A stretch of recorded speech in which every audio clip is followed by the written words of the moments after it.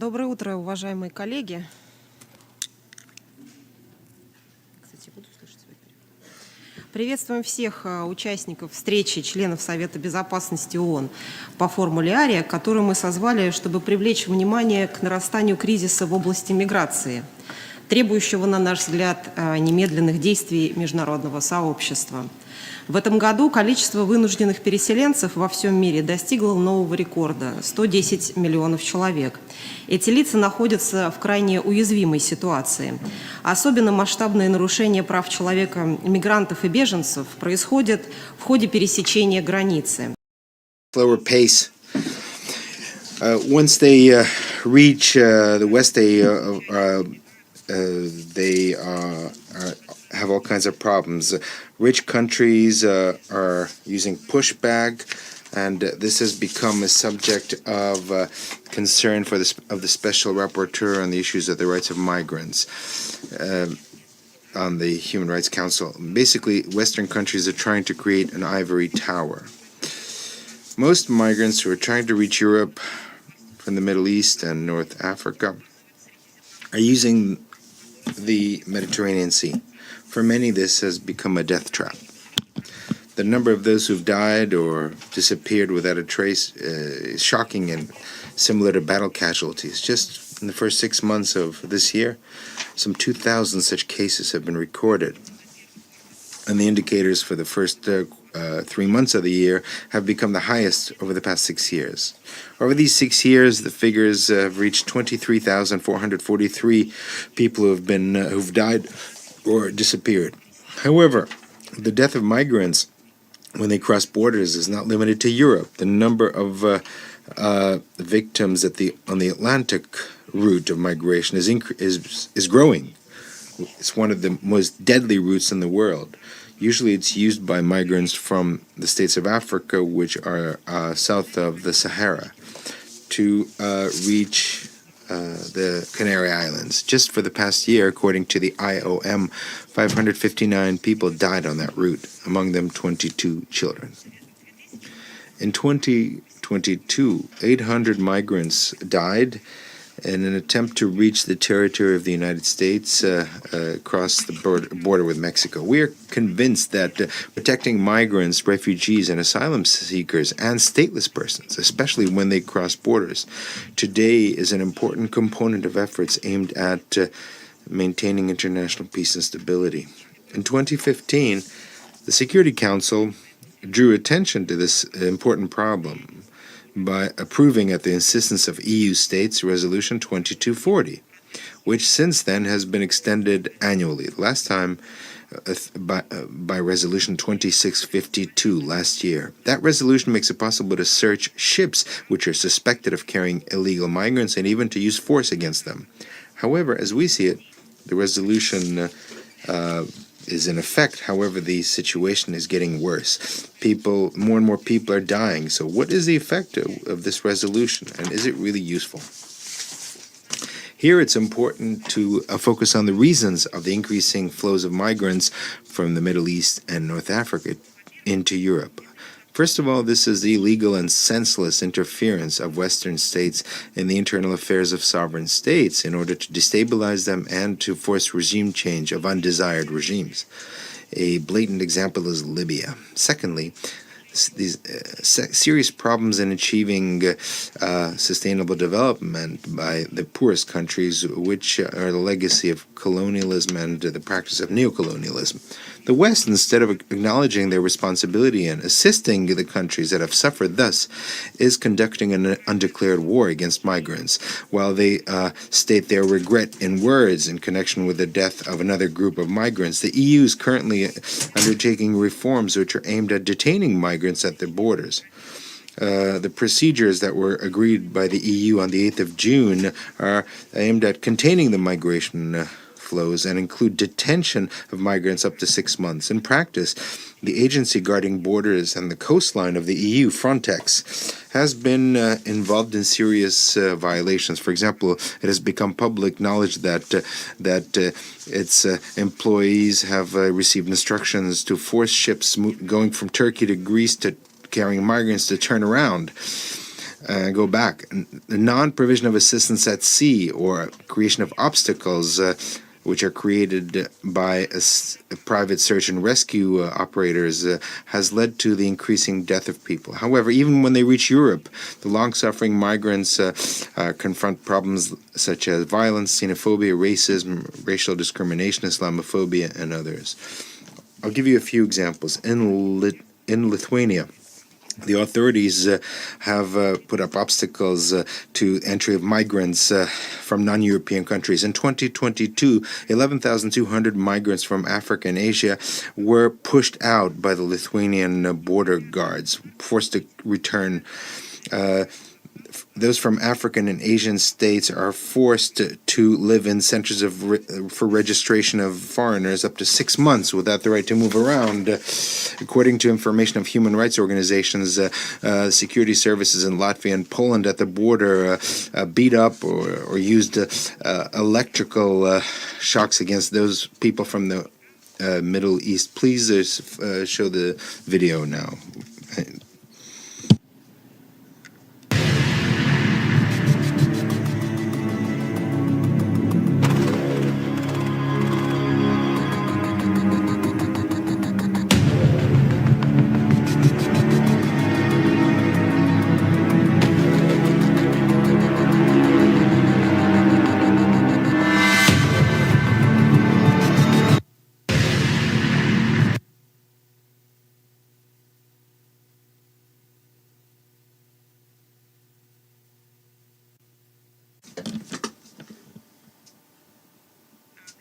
Could the speaker please slow down? The interpreters received the test at the last minute and she's reading too fast. In Greece, rescuers who try to rescue immigrants risk going to jail.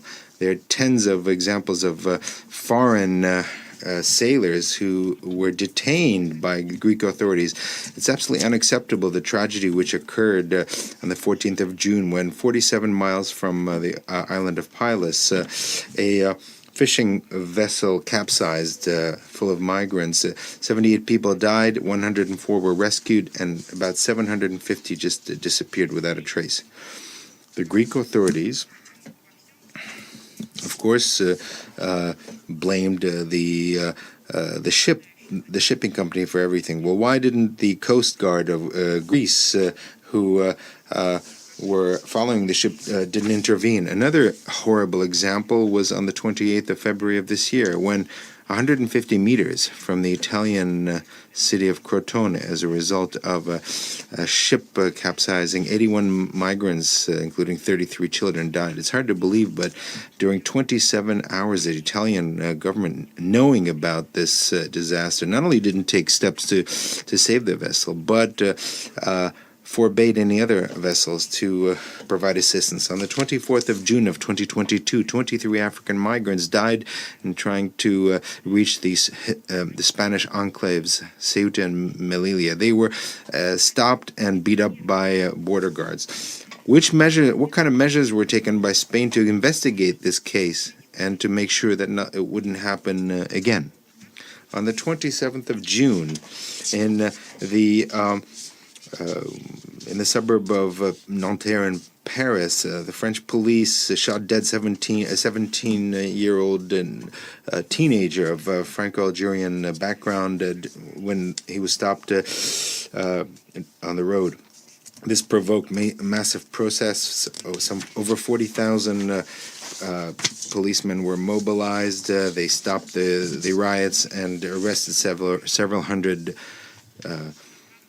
people. The French authorities were famous by conducting the Operation Wambushu, which aimed at expelling people from Mayotte, the so-called illegal Comoran migrants. Some 3,000 to 4,000 children were separated from their children and were deported by the French authorities.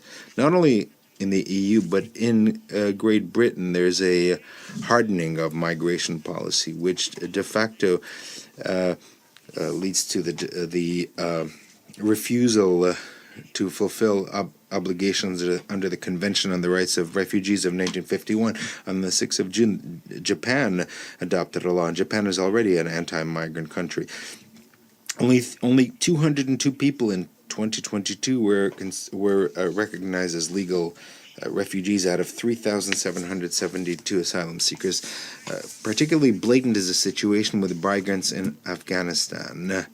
The flight of the United States from the country after 20 years of a military campaign has provoked serious consequences. The people of Afghanistan, which we have been told often by our American colleagues they were there to protect, have been left to their own devices, left to deal with poverty, terrorism, and hunger. Instead of reparations for this damage or repatriation, the Afghan people received sanctions, the freezing of their own resources, and unprecedented humanitarian crisis. Hundreds of migrants are dying on the border of the United States and Mexico. One of the worst examples is the death of 46 migrants who were locked in a truck in the state of Texas. In Texas, on the Rio Grande, special buoys are established to prevent the migrants, the movement of migrants. Recently, in Eagle Pass, 4 migrants drowned recently. The American authorities have for years used the inhumane practice of separating children of migrants. And as a result of that, some 250 teenagers became victims of exploitation in various types of industrial sites, building sites, and other areas. As is well known, the United States does not want to become a party to the Convention on the Rights of the Child. However, these might be considered as violations of the ILO Convention on the banning of the worst forms of child labor, which the U.S. has signed. Member states have to fulfill their international obligations regarding refugees, IDPs, based on the Convention and the Protocol of 1967. We highly value the work of the United Nations High Commissioner for the Rights of Refugees as a very important international structure to deal with these problems. We also would like to mention the contribution of the International Organization of Migration. Now we'd like to give the floor to our keynote speakers so they tell you about the migration situation in the world. First of all, I'd like to give the floor to Elizabeth Tan, Director on International Protection of the High Commissioner for Refugees. You have the floor.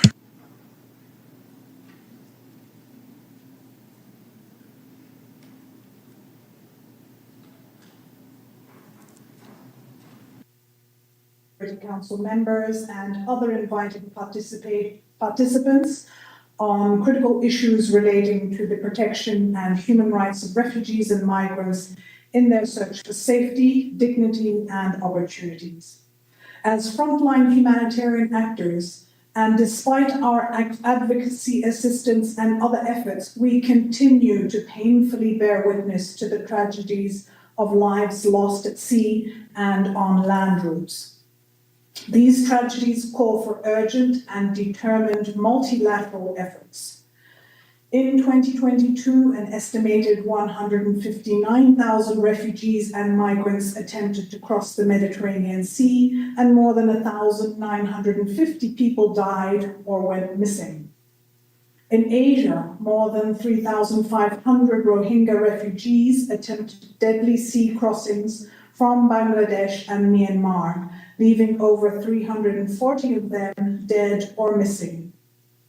Along the routes in the Caribbean, at least 320 people were counted as dead or missing in 2022. These figures are incomplete, as many people missing or dead go unreported, and the available data does not cover all mixed movements at sea in other parts of the world. If the movements of refugees and migrants by sea and the tragic events that are unfortunately often associated with them get media attention and shake our consciences, The same cannot be said when lives are lost on land away from everyone's attention. The journey to Libya from West Africa or East and the Horn of Africa remains one of the world's most dangerous. Refugees and migrants traveling along the land routes from sub-Saharan Africa to Libya risk death, gross human rights violations such as physical violence, sexual violence, extortion, trafficking, unlawful deprivation of liberty, hunger, and in many instances, senseless deaths. In the Western Hemisphere, complex and increasingly unpredictable mixed intra-regional and inter-regional mobility patterns have placed additional strains on already overstretched national response systems, despite the efforts by countries in the region. As a result, an increasing number of refugees and migrants who are unable to find protection, stability, or opportunities embark on dangerous movements northwards towards the United States. In most contexts, the responses to challenges of mixed movements of refugees and migrants have tended to focus on containment, border management, and calls for tougher responses to smuggling. We are also witnessing attempts to undermine core refugee protection principles, such as non-refoulement, and measures to externalize responsibilities for international protection of refugees. Such responses are inadequate. They are often implemented at the expense of the lives and rights of refugees and migrants, and are contrary to the spirit and letter of the landmark 2016 New York Declaration on Refugees and Migrants, as well as the two compacts that ensued. Under these frameworks, progress is being made and some states are stepping up. In the Americas, the 2022 Los Angeles Declaration on Migration and Protection is building on previous commitments and has generated renewed joint action by states in the region to expand resettlement and complementary pathways, as well as strengthen protection and opportunities along the route for refugees and migrants, notably from Venezuela, Cuba, Haiti, and Nicaragua. In Southeast Asia, Indonesia's practice of allowing boats of Rohingyas to disembark in its Aceh province sets a positive example, and we are encouraged by recent dialogue through ASEAN and the Bali process on the Rohingya situation. In all regions, UNHCR is stepping up its advocacy, gathering data and analysis, monitoring and providing assistance interventions despite increasing challenges and pressures on our resources and funding. We continue to provide critical interventions on access to information, protection, shelter, food, and health services. Together with IOM, we are working with states in the Americas to facilitate resettlement and complementary pathways, whilst at the same time supporting inclusion, assistance, protection, and solutions in first countries of asylum and countries along the northbound migratory route. Whilst these efforts are good and necessary, they are not sufficient. As was recently stressed by the High Commissioner for Refugees, the challenges of mixed movements of refugees and migrants require a panoramic view of population movements. This implies moving away from the almost obsessive focus on just controlling arrivals at borders, and rather to looking at their geographical complexity, literally at all steps of the long migratory route. At the core of this panoramic route-based approach is the importance of the right to seek asylum at borders. This is so critical as the world faces increased conflicts, human rights violations, and violence, sometimes compounded further by the impact of climate change. In UNHCR's 2022 Global Trend Report, published last month, we estimated that an unprecedented 108.4 million people were forcibly displaced worldwide. This is due to protracted displacement situations, as well as conflicts in Ukraine, Ethiopia, and the DRC, and most recently in the Sudan. The response requires strengthened national asylum systems while addressing inclusion and sometimes integration mechanisms in countries closer to places of origin so that they can provide the protection that refugees lack at home. This is core to UNHCR's work around the world, but it needs much more support. The route-based approach also calls for renewed efforts to establish proper, legal, substantive migration pathways to keep economies and social systems going, and to provide proper entry points for migrants, as well as complementary pathways for refugees. In the face of these collective challenges, UNHCR would like to make a call to action. Effective responses to the challenges of mixed movements of refugees and migrants are multifaceted. I would like to stress 3 areas for urgent action. First, states must strengthen rights-based collaboration on mixed movement routes through experience sharing and capacity building initiatives to strengthen asylum systems and the creation of multi-stakeholder regional coordination structures on mixed movements to identify priority areas of joint action, to monitor progress and implement responsibility sharing arrangements.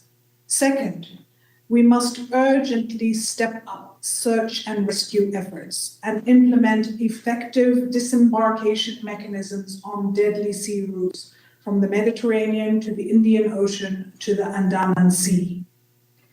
Third, renewed efforts are needed to address the root causes of displacement and migration, to strengthen investments in development and inclusion in countries of asylum and transit, to remove barriers in accessing family reunification, and to expand resettlement for refugees and other pathways for both refugees and migrants.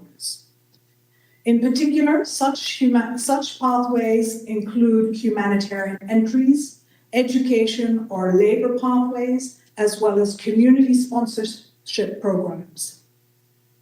These are essential to cut the business model of traffickers and smugglers. From 13 to 15 December this year, UNHCR will be co-convening with Colombia, France, Japan, Jordan, Niger, and Uganda, the second Global Refugee Forum in Geneva.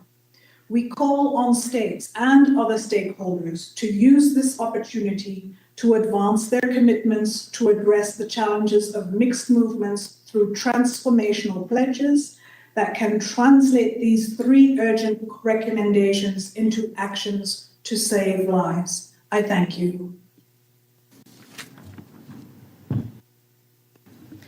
Я благодарю. I thank Madam Tan for her very practically geared statement. And I now would like to give the floor to Mr. Federico Soda, Director of Department of Operations and Emergencies of the International Organization for Migration. You have the floor. Madam Chair, thank you. On behalf of IOM and as the Director of Operations and Emergencies, I would like to acknowledge the Russian Permanent Mission for hosting this meeting on such a relevant topic. Excellencies, ladies and gentlemen, in the next few minutes, I will provide you with a brief overview of the current humanitarian situation faced by migrants and refugees, the challenges they encounter, the driving forces behind their perilous journeys, and some suggestions on solutions and pathways that are urgently needed.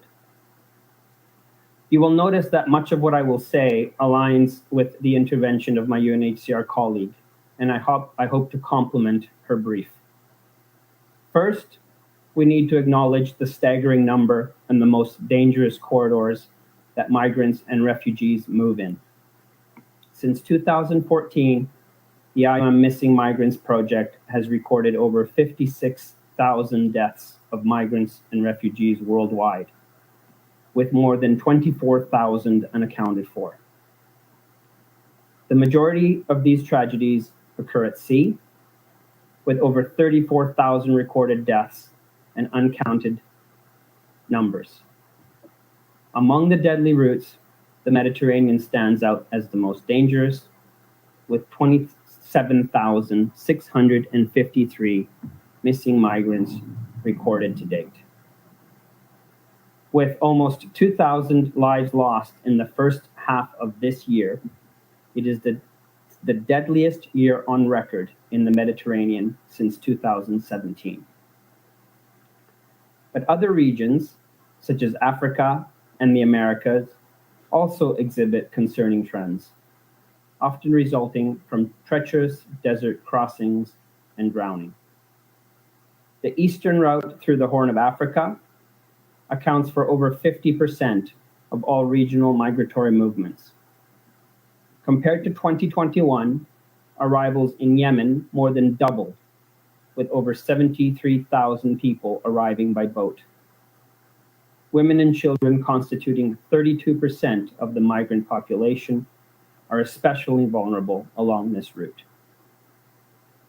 The Americas is characterized by complex and dynamic mixed migration flows, where we also witness a significant increase in movements from the South, Caribbean, and other regions towards the north of the continent.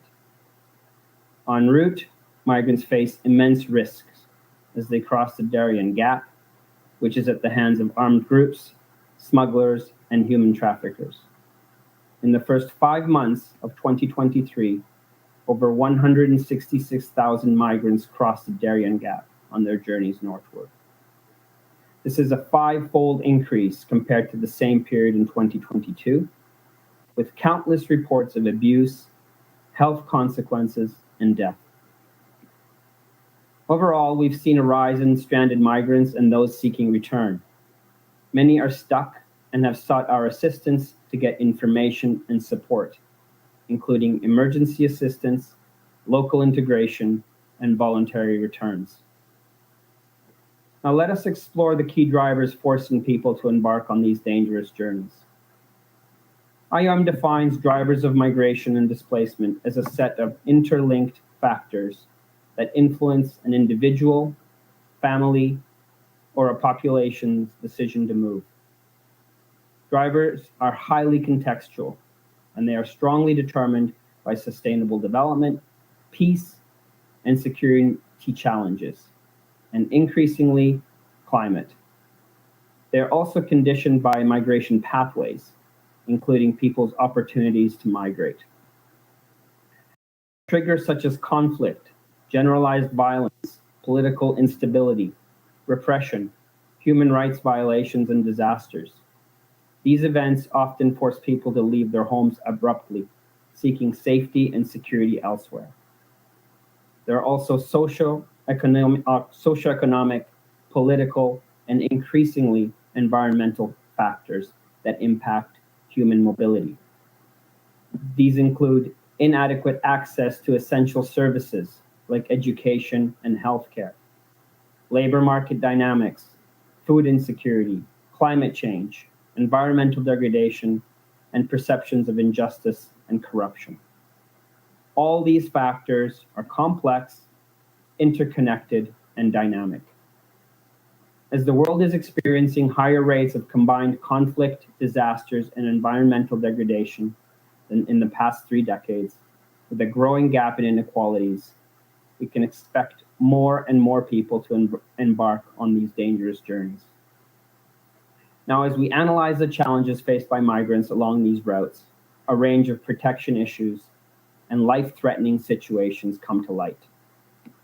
At IOM, we recognize that when people are on the move, they can often find themselves in precarious situations, vulnerable to various risks, and in need of assistance and support. Based on IOM's flow monitoring operations in the Mediterranean, 48% of irregular migrants on the central Mediterranean route, including the Sahel, are at risk of exploitation and trafficking. Also, more than half of the children traveling along this route reported being held against their will. People undertaking journeys forced by circumstances beyond their control often encounter protection risks that jeopardize their safety and well-being. These risks may arise from the very conditions that compel them to leave their homes, the challenges that they face during their travels, the conditions they encounter upon arrival, or even due to personal factors such as age, gender identity, origin, religion, disability, or health or legal status. During their journey, both on land and at sea, individuals face risk including refoulement, arbitrary detention, trafficking and exploitation, physical violence, and forms of abuse. Upon arrival, if they arrive, migrants, refugees, and asylum seekers may find themselves in unfamiliar and inhospitable environments, lacking access to basic necessities and facing discrimination or marginalization. Considering these challenges, it is crucial to identify solutions and pathways and to outline the corresponding state responsibilities. States, as duty bearers, hold the primary responsibility to respect, protect, and fulfill the rights of all individuals within their jurisdiction or effective control. The capacities of national and regional authorities to prevent and resolve forced displacements needs to be strengthened to identify root causes and monitor trends of disasters and conflicts. A more holistic and timely understanding of these dynamics will enable all stakeholders to find more comprehensive solutions that will allow for safer migration of persons and cross-border movements. More needs to be done to combating smuggling and trafficking of migrants along these routes, but also in providing victim-centered assistance and enhanced cross-border coordination for comprehensive victim assistance. Increasing search and rescue operations, capacities, resources, and cooperation, both at border hotspots and sea, is vital for saving lives. Simultaneously, migration and asylum mechanisms must be effective in managing cases once rescue operations are completed. Addressing the root causes of migration by providing regular and safe migration pathways is equally crucial. Regular pathways for admission and stay should be enhanced in the form of humanitarian visas, temporary protection permits, private sponsorships, education opportunities, temporary work permits, planned relocation, family reunification, and medical evacuations. Compassionate or humanitarian grounds should be considered by states when granting forms of protection to migrants in vulnerable situations. Protection options should encompass unaccompanied and separated migrant children, victims of trafficking and other crimes, migrants suffering from illness or medical conditions, migrants with substantial residence time in host countries, and those unable to return due to human rights or humanitarian situations in their countries of origin. In the context of climate change and environmental hazards, complementary protection options should be adopted to address the needs of persons displaced due to these factors. Temporary protection measures, such as humanitarian visas and other temporary authorization, are essential in protecting the rights of those forced to migrate. Let me close with the following points. We must urgently work together on the establishment of safe, orderly, and regular migration routes, channels, and mechanisms to protect the rights of people on the move and prevent situations of vulnerability, including death, associated with irregular migration. We support the efforts of national and regional authorities to include migrants, IDPs, and refugees in peace and development planning, and in reducing marginalization, as this hinders long-term peace and stability and constitutes a major obstacle to achieving the SDGs. IOM also calls for increased support and investment to strengthen services that are inclusive and benefit migrants, refugees, together with the local population. To that end, IOM is committed to continue supporting states and working with UNHCR and partners to ensure lasting solutions for forcibly displaced, including migrants, refugees, and asylum seekers. Thank you.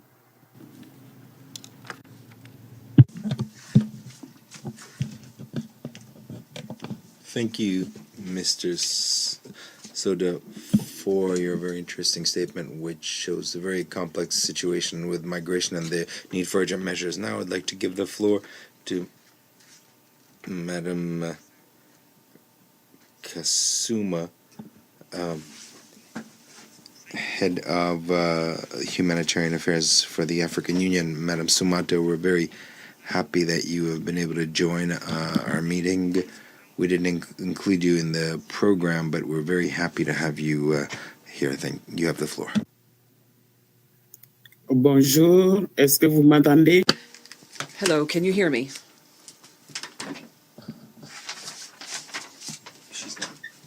Bonjour, Yeah, we can hear you. Silence, Hello, Excellencies, ladies and gentlemen.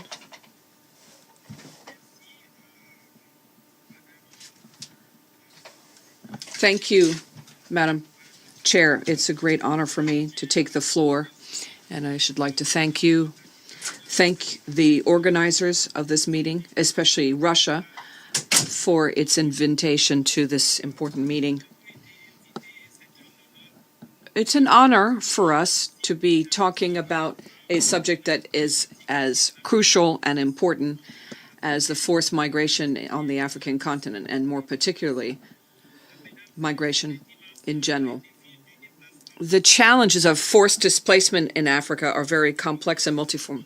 Today, the continent continues, unfortunately, to see alarming levels of forced displacements, with millions of persons move from their homes, their communities, due to a number of factors: conflict, violence, natural disasters, with climate change, and issues of governance. And to that, today we have to add terrorism, violent extremism, and this is taking place in almost all regions of the African continent, especially today, and also in the Sahel. In access for forced displaced persons is a complex situation. Many are at the verge of death or famine, or have a minimum amount of food. They do not have basic services such as education, healthcare, and so forth. But the efforts have been undertaken by the African Union, working with UN agencies and other agencies to help us grapple with these difficulties. Today, I see, especially when we go in the field and see displaced persons, we see very often they are unfortunately women and children that are most impacted. Moreover, there's the issue of migration. The migration crisis is a specific difficulty for the African continent. It's particularly thorny in the north of the African continent, where the flows are becoming more difficult, and difficult for the countries that are hosting them to help them. Also difficult for transit countries, countries of origin, and the welcoming countries. The migration issue is one where we see that people continue to be on the move in Africa, and have been, and unfortunately, migration is an additional problem for the continent, with death corridors in the Mediterranean and now in the desert of the Sahara, where African migrants who attempt to flee towards Europe or other destinations find themselves trapped and often, unfortunately, lose their lives. And today we talk about migrants who are disappearing. So the issues around migration are numerous and complex. There are social economic conditions that contribute, climate change, work conditions, unemployment, and in general, underdevelopment and a lack of opportunity all contribute to the migration situation. Ladies and gentlemen, Africa is trying to find solutions to this problem, and in the heart of solutions, the African Union had a summit on the humanitarian situation on the African continent to deal with this problem, especially the issue of forced displacement. This was an occasion for Africans to work together and look at this issue with their partners to look for sustainable solutions to the problem of forced displacement, and also working with donors in order to be able to assist displaced persons or forced migration. In this context, African humanitarian aid is underway, and we are counting on the support of the international community, especially the members of the Security Council and other partners, to help us to operationalize this humanitarian agency in Africa.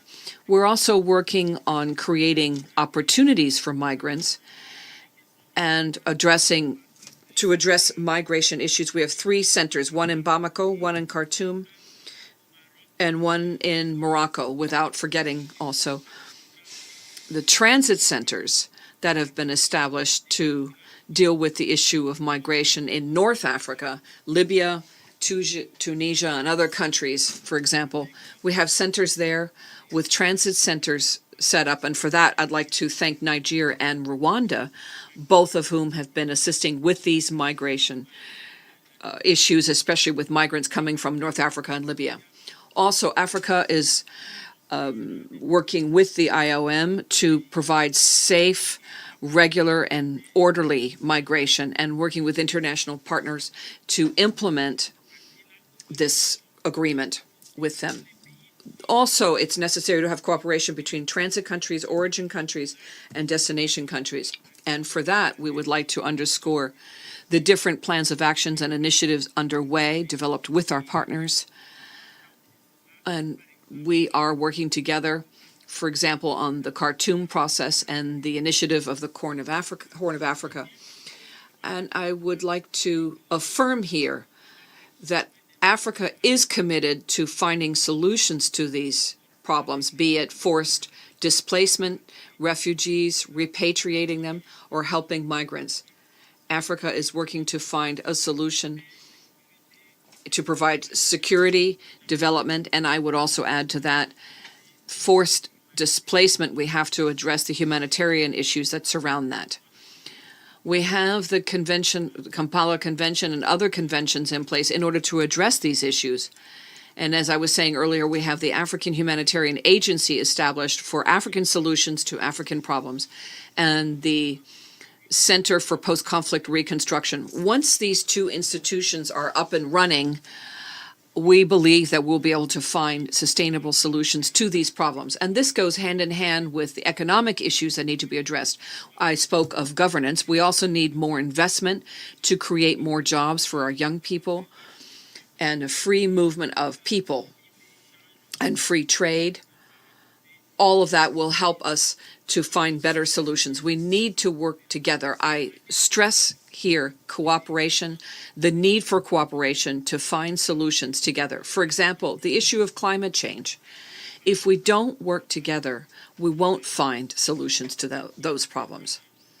In November, there's a meeting on this that will be once again an opportunity to help us find solutions together in the context of financing for development in order to grapple with climate change and the effects of it on the African continent.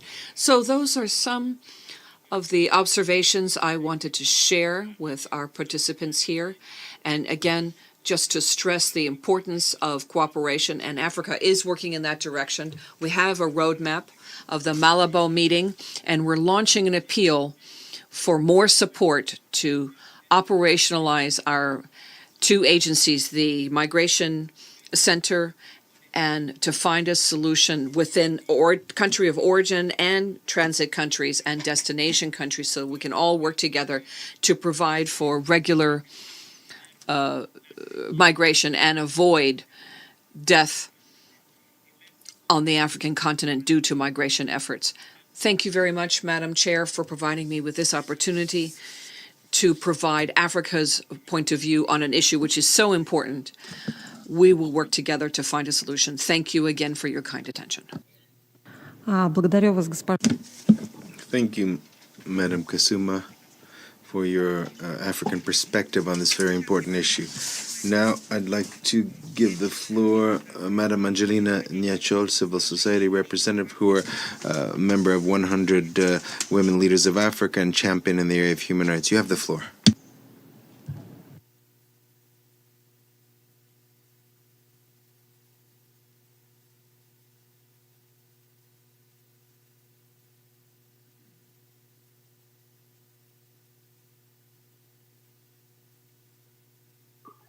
Greetings.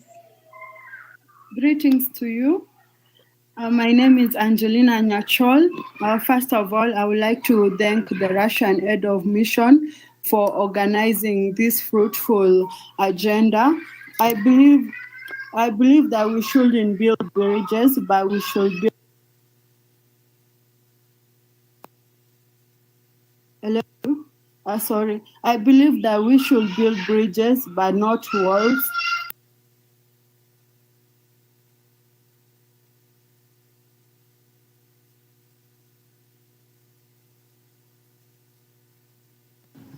Анжелина, к сожалению, мы вас не слышим. Angelina, unfortunately, we can't hear you.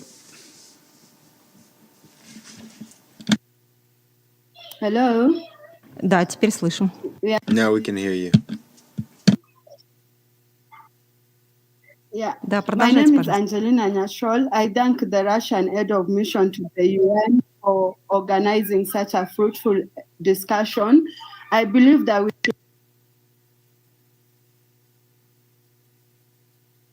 and migrants as right matters to us because they should build their own countries and are not given rights like the citizens of the countries. This include rights to free speech, and hence we should adhere to local integration for the refugees to access work permits, health insurance, access to land, visa, good security through proper documentation of their permits and IDs to prevent trafficking, and also to recognize them in the law through governments and most NGO organizations.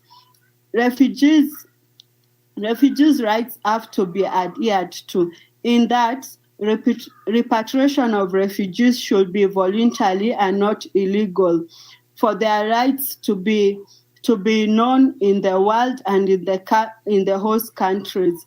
I believe resettlements of refugees matters, and I recognize the work of UNHCR, UNICEF, IOM in protecting and guaranteeing security to refugees, migrants, and asylum seekers, and protecting children against trafficking and providing basic needs for children. Mostly, in my view, especially in our country, most children are adopted and taken for child sex trafficking, and this is actually illegal. So we always uphold the UNICEF for protecting the children against abduction and uniting these children to their as well. Also, in that most of our fellow country people, the South Sudanese, most of them are refugees here in Kenya, and I always see like UNHCR is whereby they are given a lot of services, they are given alien IDs, at least for them to have good movement within their countries and to access also facilities like education. Yeah, so thank you for your time. Я благодарю вас. Thank you for your participation. I wish you success in your future efforts in favor of migrants. Now I'd like to give the floor to Mr. Daniel Kowalik, professor, labor and human rights lawyer, and author of 7 books. You have the floor. Yes, good morning, Your Excellencies, ladies and gentlemen. Thank you, Madam Chair, and thank you also to the head of the Russian mission for organizing this very important meeting. I'm from the United States, though I'm coming to you from Tallinn, Estonia. Just got back from the Donbass, in particular Donetsk, which itself has had a refugee crisis since 2014 after the coup in Ukraine and after the war began in 2014 between the Ukrainian government and its own people in the Donbass. Now, to the issue at hand for me, I am going to discuss migration at the southern border of the United States. Now, I'm going to refer at first to the Pew Research Center report from January 13th of this year. They mentioned there's been a huge increase, a huge surge of migration to the southern border beginning in April of 2020 when the pandemic hit. At that time, there were 16,182 migrant encounters on the border. But very quickly after the pandemic began, those numbers surged to the point where by November of 2022, 206,239 migrant encounters were reported at the border. 68% of those migrants ended in apprehension and 32% were expelled. While historically most immigrants at the southern border have been from Mexico and the Northern Triangle, which includes El Salvador, Honduras, and Guatemala, by November of 2022, the majority were coming from other countries, including Colombia, Cuba, Nicaragua, Peru, and Venezuela. Now, before I get to the root causes of this crisis, I want to talk about a particular issue, and that is the terrible situation regarding child migrants, unaccompanied minors at the southern border. At first, I'll refer to a report by the Council on Foreign Relations, dated March 27, 2023, which mentions that in the fiscal year 2022 alone, 152,000 unaccompanied minors came to the southern border. 3/4 of these children were from the Northern Triangle. Again, Honduras, Guatemala, El Salvador. According to the Council on Foreign Relations, they came for economic opportunity due to environmental challenges and also due to chronic violence. Most of these children are held in detention. And in general, and by the way, that is done in contravention of the Convention on the Rights of the Child, which, as Madam Chair pointed out, the U.S. has failed to ratify, as it has failed to ratify numerous conventions. And this convention prohibits family separation and prohibits detention of children except in extraordinary situations, and only then for the shortest of periods. And again, that is being violated now. As Madam Chair also mentioned, under President Donald Trump, 4,300, that's 4,300 children were forcibly removed from their families. 1,000 of those children today remain separated from their families. 7 children died in U.S. custody during this period under Donald Trump. But truth be told, President Obama wasn't so great himself.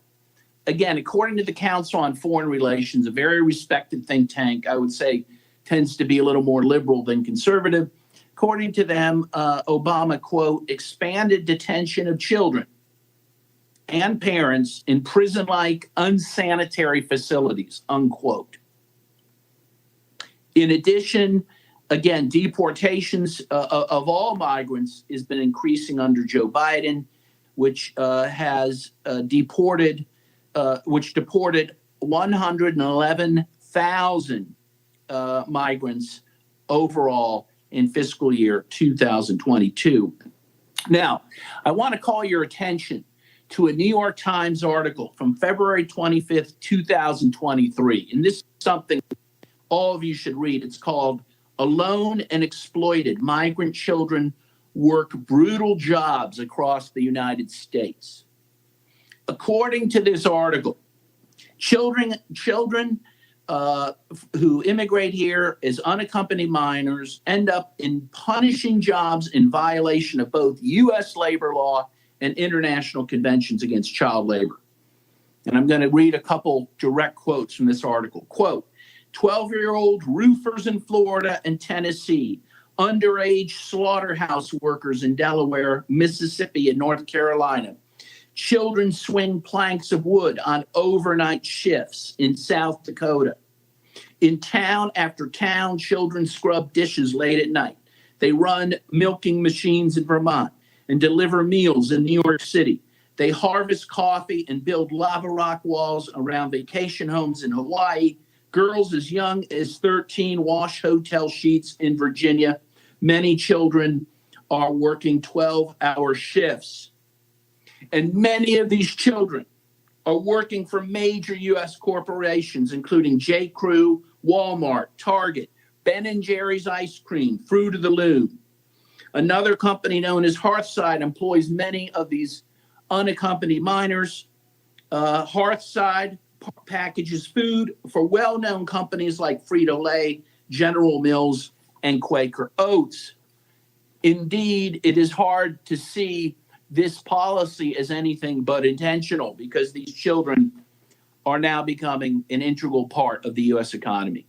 In addition to these children we know of and that are engaged in these dangerous jobs, there are 85,000 migrant children who are missing, who the Department of Health and Human Services, who oversees their well-being, has lost contact with. Let me repeat that figure, 85,000 children. We don't know where they are or what they're doing. Certainly many are being exploited, undoubtedly some sexually exploited. In addition, it should be noted, and again, this is all according to the New York Times, the paper of record for the United States. Whistleblowers at the Department of Health and Human Services who complained about this, who told the Biden administration about this, have not only been ignored, but they have lost their jobs because they blew the whistle. Now, why is this huge migration happening? As has been pointed out, the major causes of such migration are, of course, economic, war, and I would include in war regime change, many of which the U.S., of course, continues to sponsor throughout the region, other violence, and, of course, environmental changes, climate change.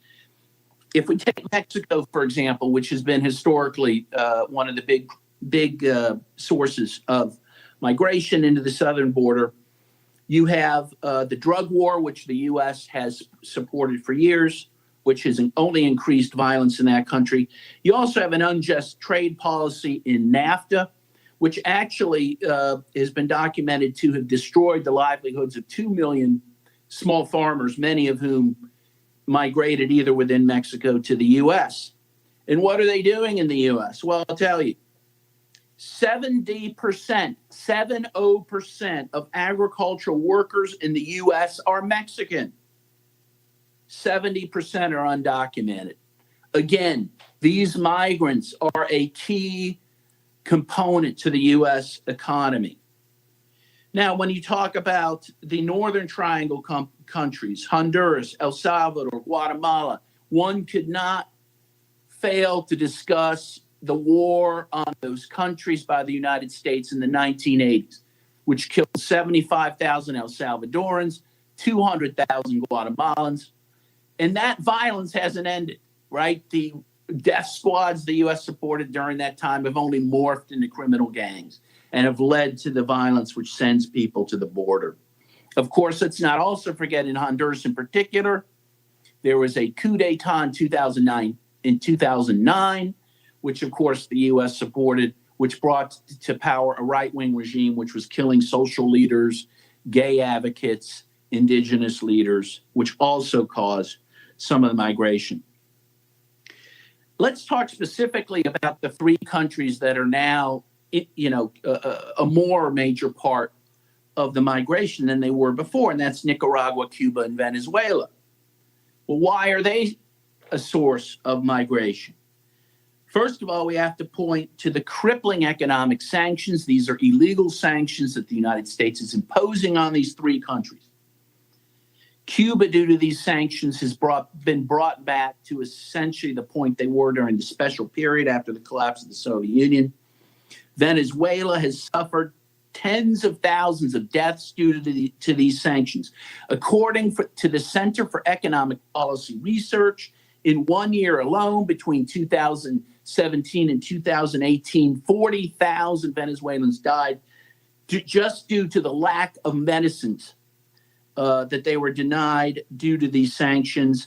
These types of figures are supported by UN expert Alfred de Zayas as well. Elena Duhan, another UN expert, also talks about the incredible deprivation suffered by average Venezuelans due to these sanctions.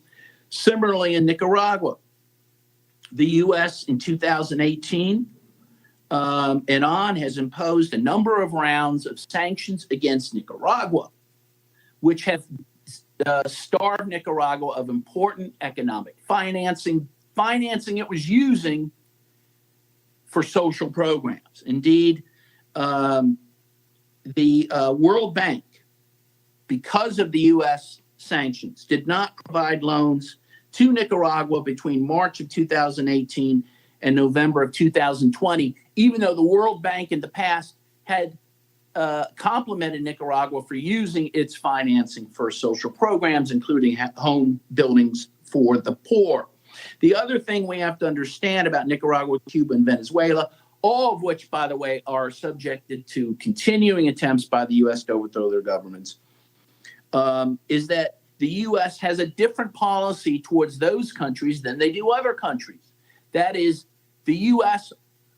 makes it easier for migrants to cross the border and to gain documentation than they do for other countries. Why? Because they want to drain those countries of their talented labor because they want to overthrow their governments. And you don't have to believe me for that. Joe Biden himself said that in September of 2021. He said it would not be rational to send migrants back to these countries.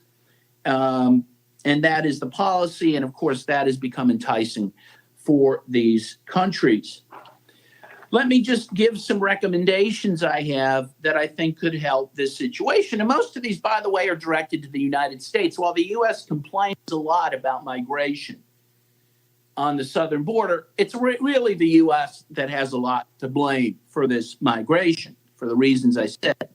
So I would say, recommend to the United States to stop supporting regime change operations in Latin America and to stop supporting repressive militaries in Latin America. The U.S. should end illegal and unilateral sanctions, particularly against Nicaragua, Venezuela, and Cuba. It should engage in fair and equal trading practices with Latin American countries. It should ratify the Convention on the Rights of the Child and enforce it. And it should enforce its own child labor laws. I also believe that a UN expert should be appointed immediately to investigate the situation at the U.S. border, especially as it involves children migrants who are being horribly exploited by the United States. I thank you very much. Благодарю вас, господин. Thank you, Mr. Kowalik. You gave us a lot of food for thought. Now I'd like to give the floor to members of the council who wish to speak in the order that we have a list of speakers, and I would ask you, if possible, to limit yourselves to 3 minutes. I give the floor to Brazil.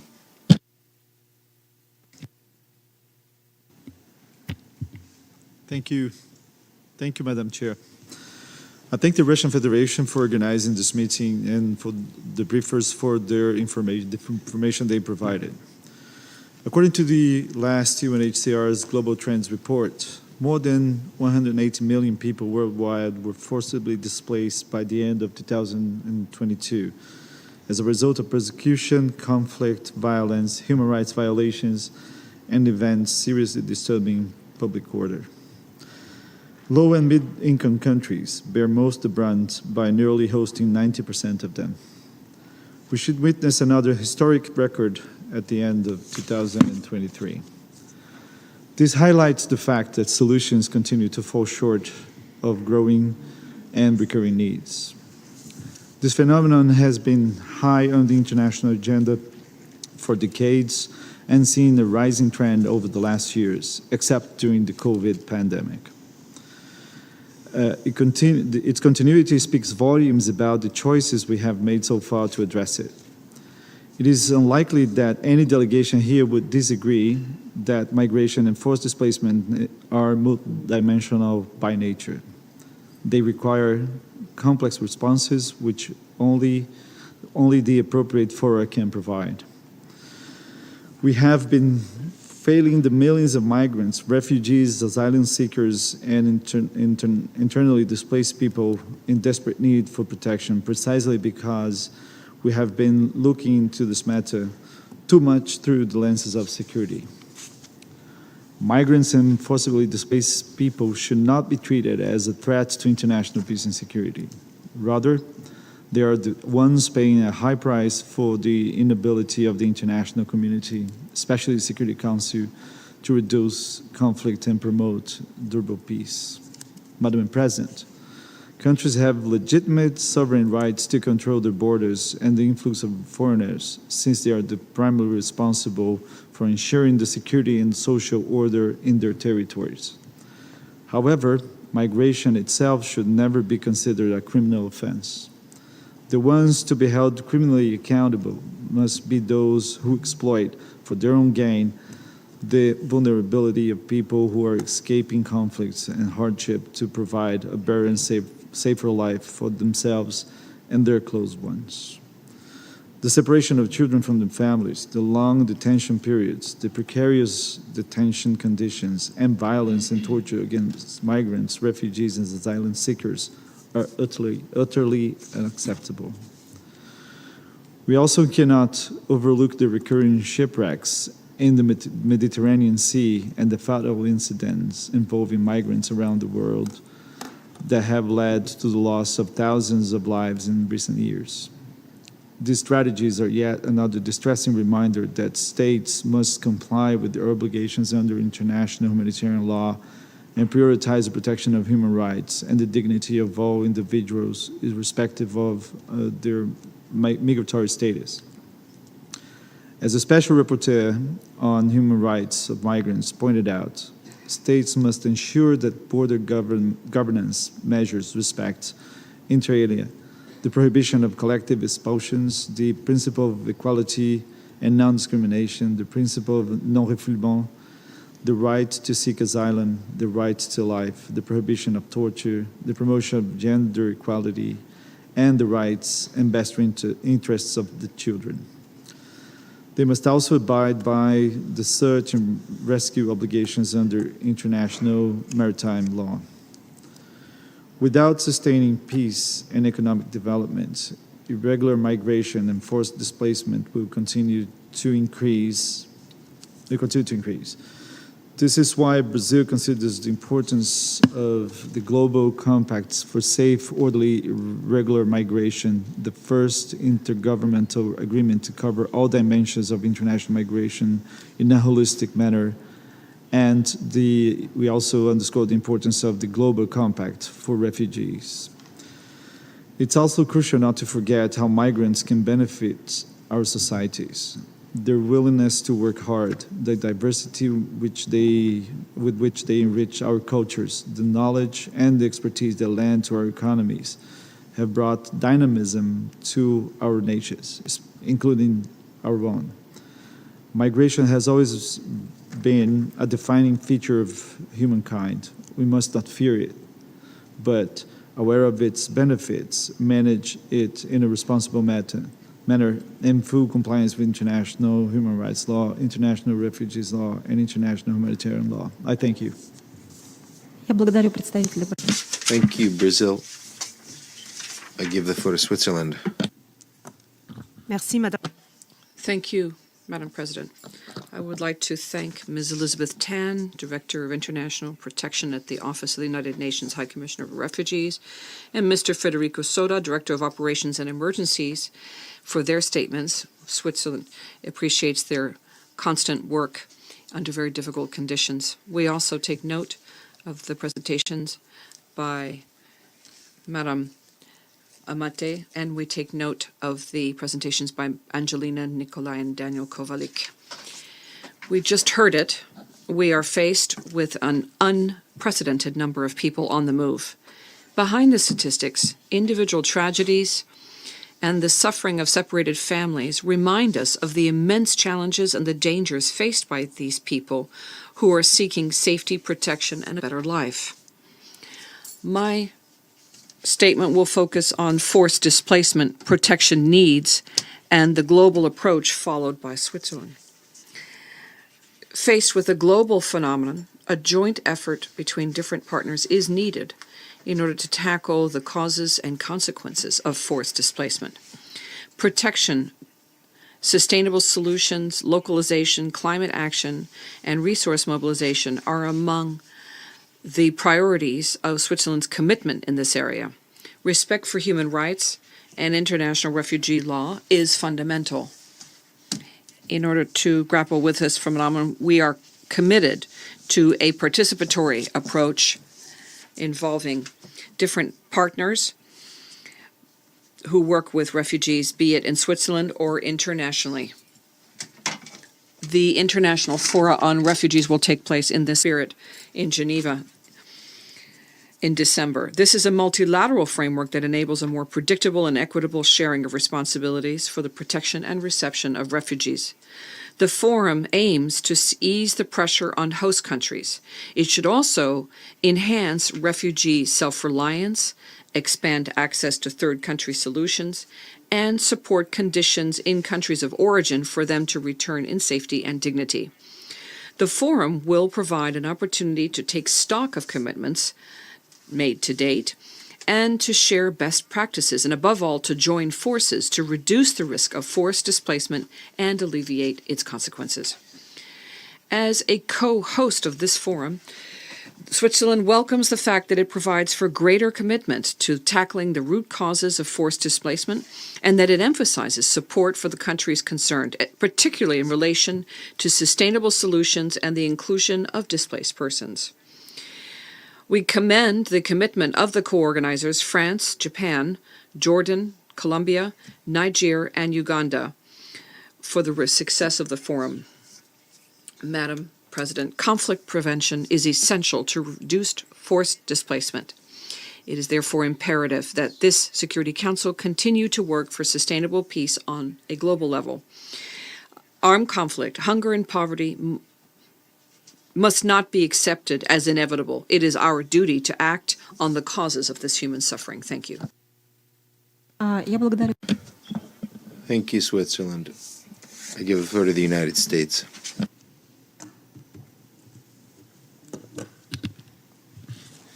Thank you.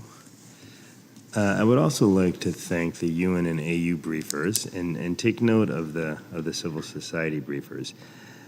Though we are skeptical of the motivations of our host of this meeting, the issue of safety and security of migrants, refugees, and asylum seekers is an important one that deserves the international community's serious attention. We gathered today at a moment of unprecedented levels of global forced displacement. The most recent UNHCR statistics show more than any other time in history, populations on the move are increasingly driven by multiple factors, with individuals fleeing persecution and conflict alongside those fleeing the impacts of climate change and extreme poverty. The sheer magnitude and protracted nature of the global drivers of forced displacement have strained international protection regimes, leaving durable solutions out of reach for so many in need. To help address these crises, in 2022, the United States provided more than $17 billion globally $17 billion globally in humanitarian assistance, delivering crucial life-saving assistance in protracted and rapid onset humanitarian emergencies, including to refugees fleeing the conflict in Sudan and to drought-affected populations in the Horn of Africa. While this funding helped address some of the most immediate needs, it is essential the international community address both the acute and long-term drivers of irregular migration and forced displacement, and develop viable solutions to assist vulnerable migrants, refugees, asylum seekers, and stateless persons. This involves strengthening national systems to maintain protection for those who need it, while also expanding lawful pathways for others. The United States is working in the Western Hemisphere in partnership with governments, multilateral development banks, international organizations, NGOs, and the private sector to support people who have been forcibly displaced and to advance safe, orderly, and humane migration management. We encourage our fellow UN member states to ensure all persons fleeing persecution have access to needed protection without discrimination and to respect the principle of non-refoulement.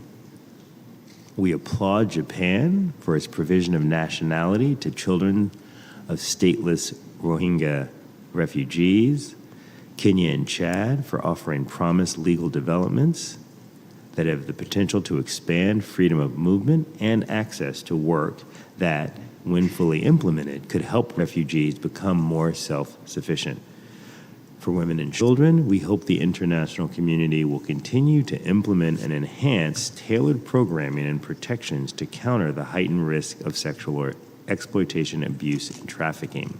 To address this, the United States recently launched the Safe from the Start Revisioned Initiative, demonstrating our commitment to promoting women's leadership, prioritizing support and advocacy for gender-based violence prevention response programming, and shifting funding, influence, and decision-making power to women and girls within humanitarian response systems. While we work toward long-term solutions, refugees need access to essential documentation, employment, and basic services in order to meaningfully engage in their host communities and sustain their families.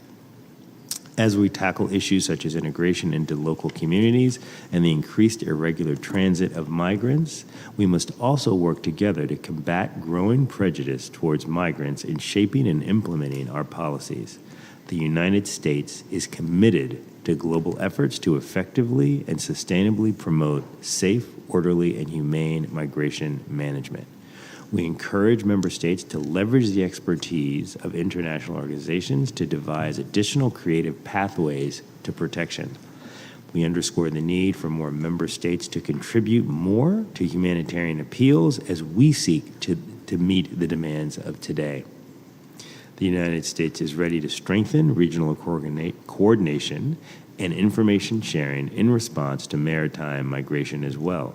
These issues are at the forefront of our engagement in East and Southeast Asia, for example, where Rohingya refugees often undertake dangerous maritime journeys in the Andaman Sea, fleeing persecution in Burma. At the same time, we cannot ignore Russia's invasion of Ukraine has created an enormous refugee crisis. UNHCR has reported Russia's illegal full-scale invasion of Ukraine has resulted in more than 6 million refugees from Ukraine fleeing Russia's violence and destruction. Hundreds of thousands of Ukrainian civilians have been forcibly transferred by Russia's forces as part of its illegal, unprovoked war. We are particularly concerned about the thousands of Ukrainian children forcibly transferred within the Russian-occupied Ukrainian territories and those moved to Russia. The challenge of irregular migration are difficult, but they are not impossible to address if faced together. Thank you.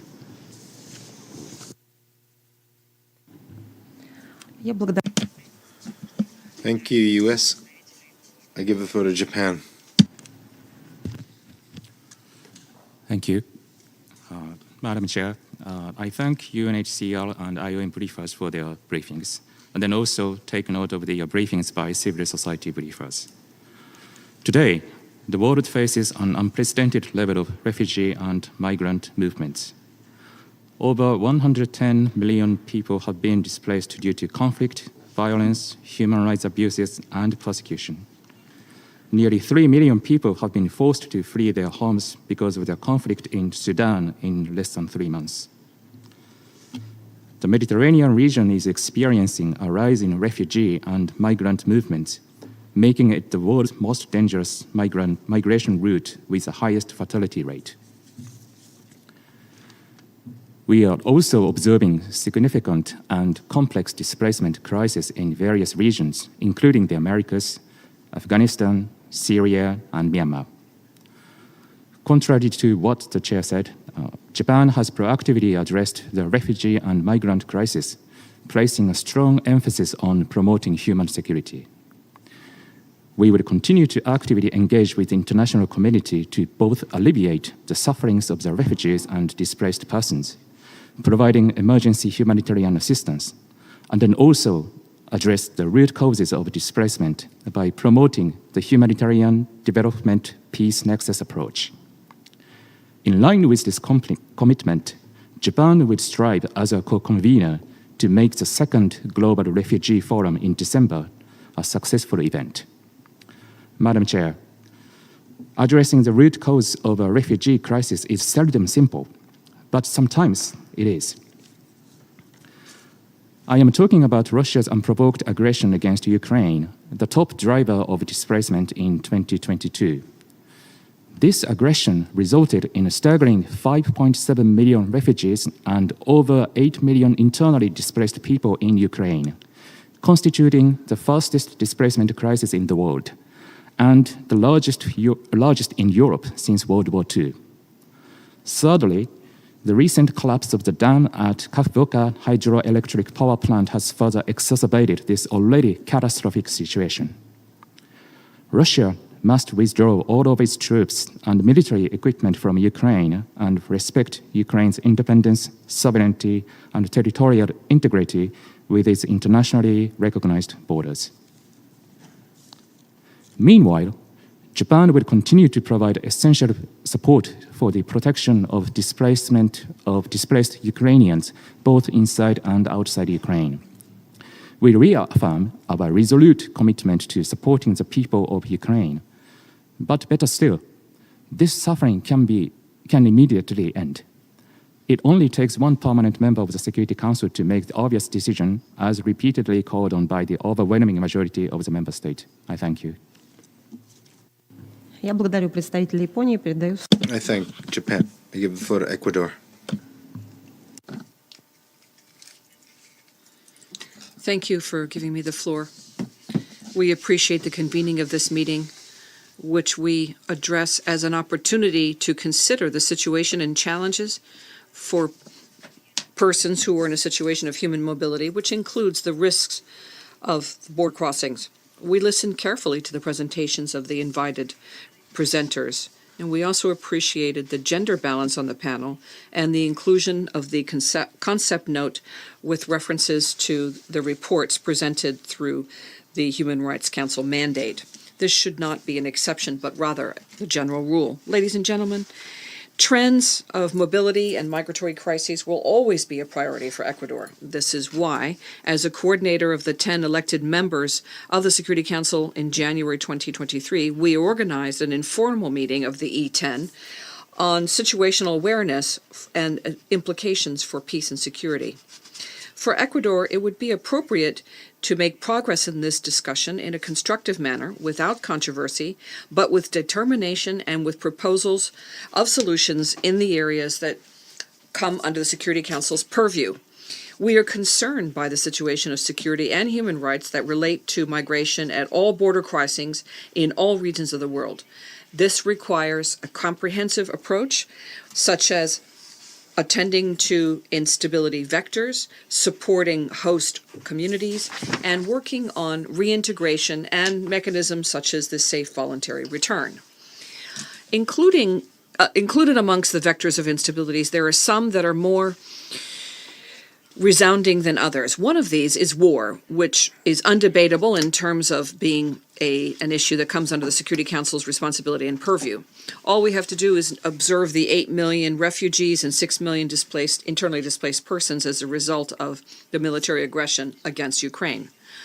Then again, the security situation in Haiti is unraveling and creating worse conditions for mobility of persons, forcing displacement internally and unsafe and irregular migration. At the same time, migrant persons, displaced or refugee persons, are more susceptible to suffer from violations or human rights abuses, especially for women and children. Millions of displaced persons due to armed violence and other factors that create instability in various places in Africa is reflected in the number of 30 million refugees in Africa, or those seeking asylum on this continent. In other words, 1/3 of the world's population of refugees. A comprehensive approach requires prevention mechanisms, strengthening peace-building mechanisms, and protecting humanitarian action, as well as a peaceful settlement of disputes and silencing all arms. Ecuador defended the rights of its citizens who are in a situation of mobility, and historically has done so by welcoming thousands of people who were fleeing from instability, violence, or war, especially from Colombia and Venezuela. We will seek to continue to make contributions to greater synergies amongst all bodies and agencies of the United Nations and partners, including the UNHCR and OIM, in order to strengthen multilateral action in this area. Thank you. Я благодарю представителя. Thank you, Ecuador.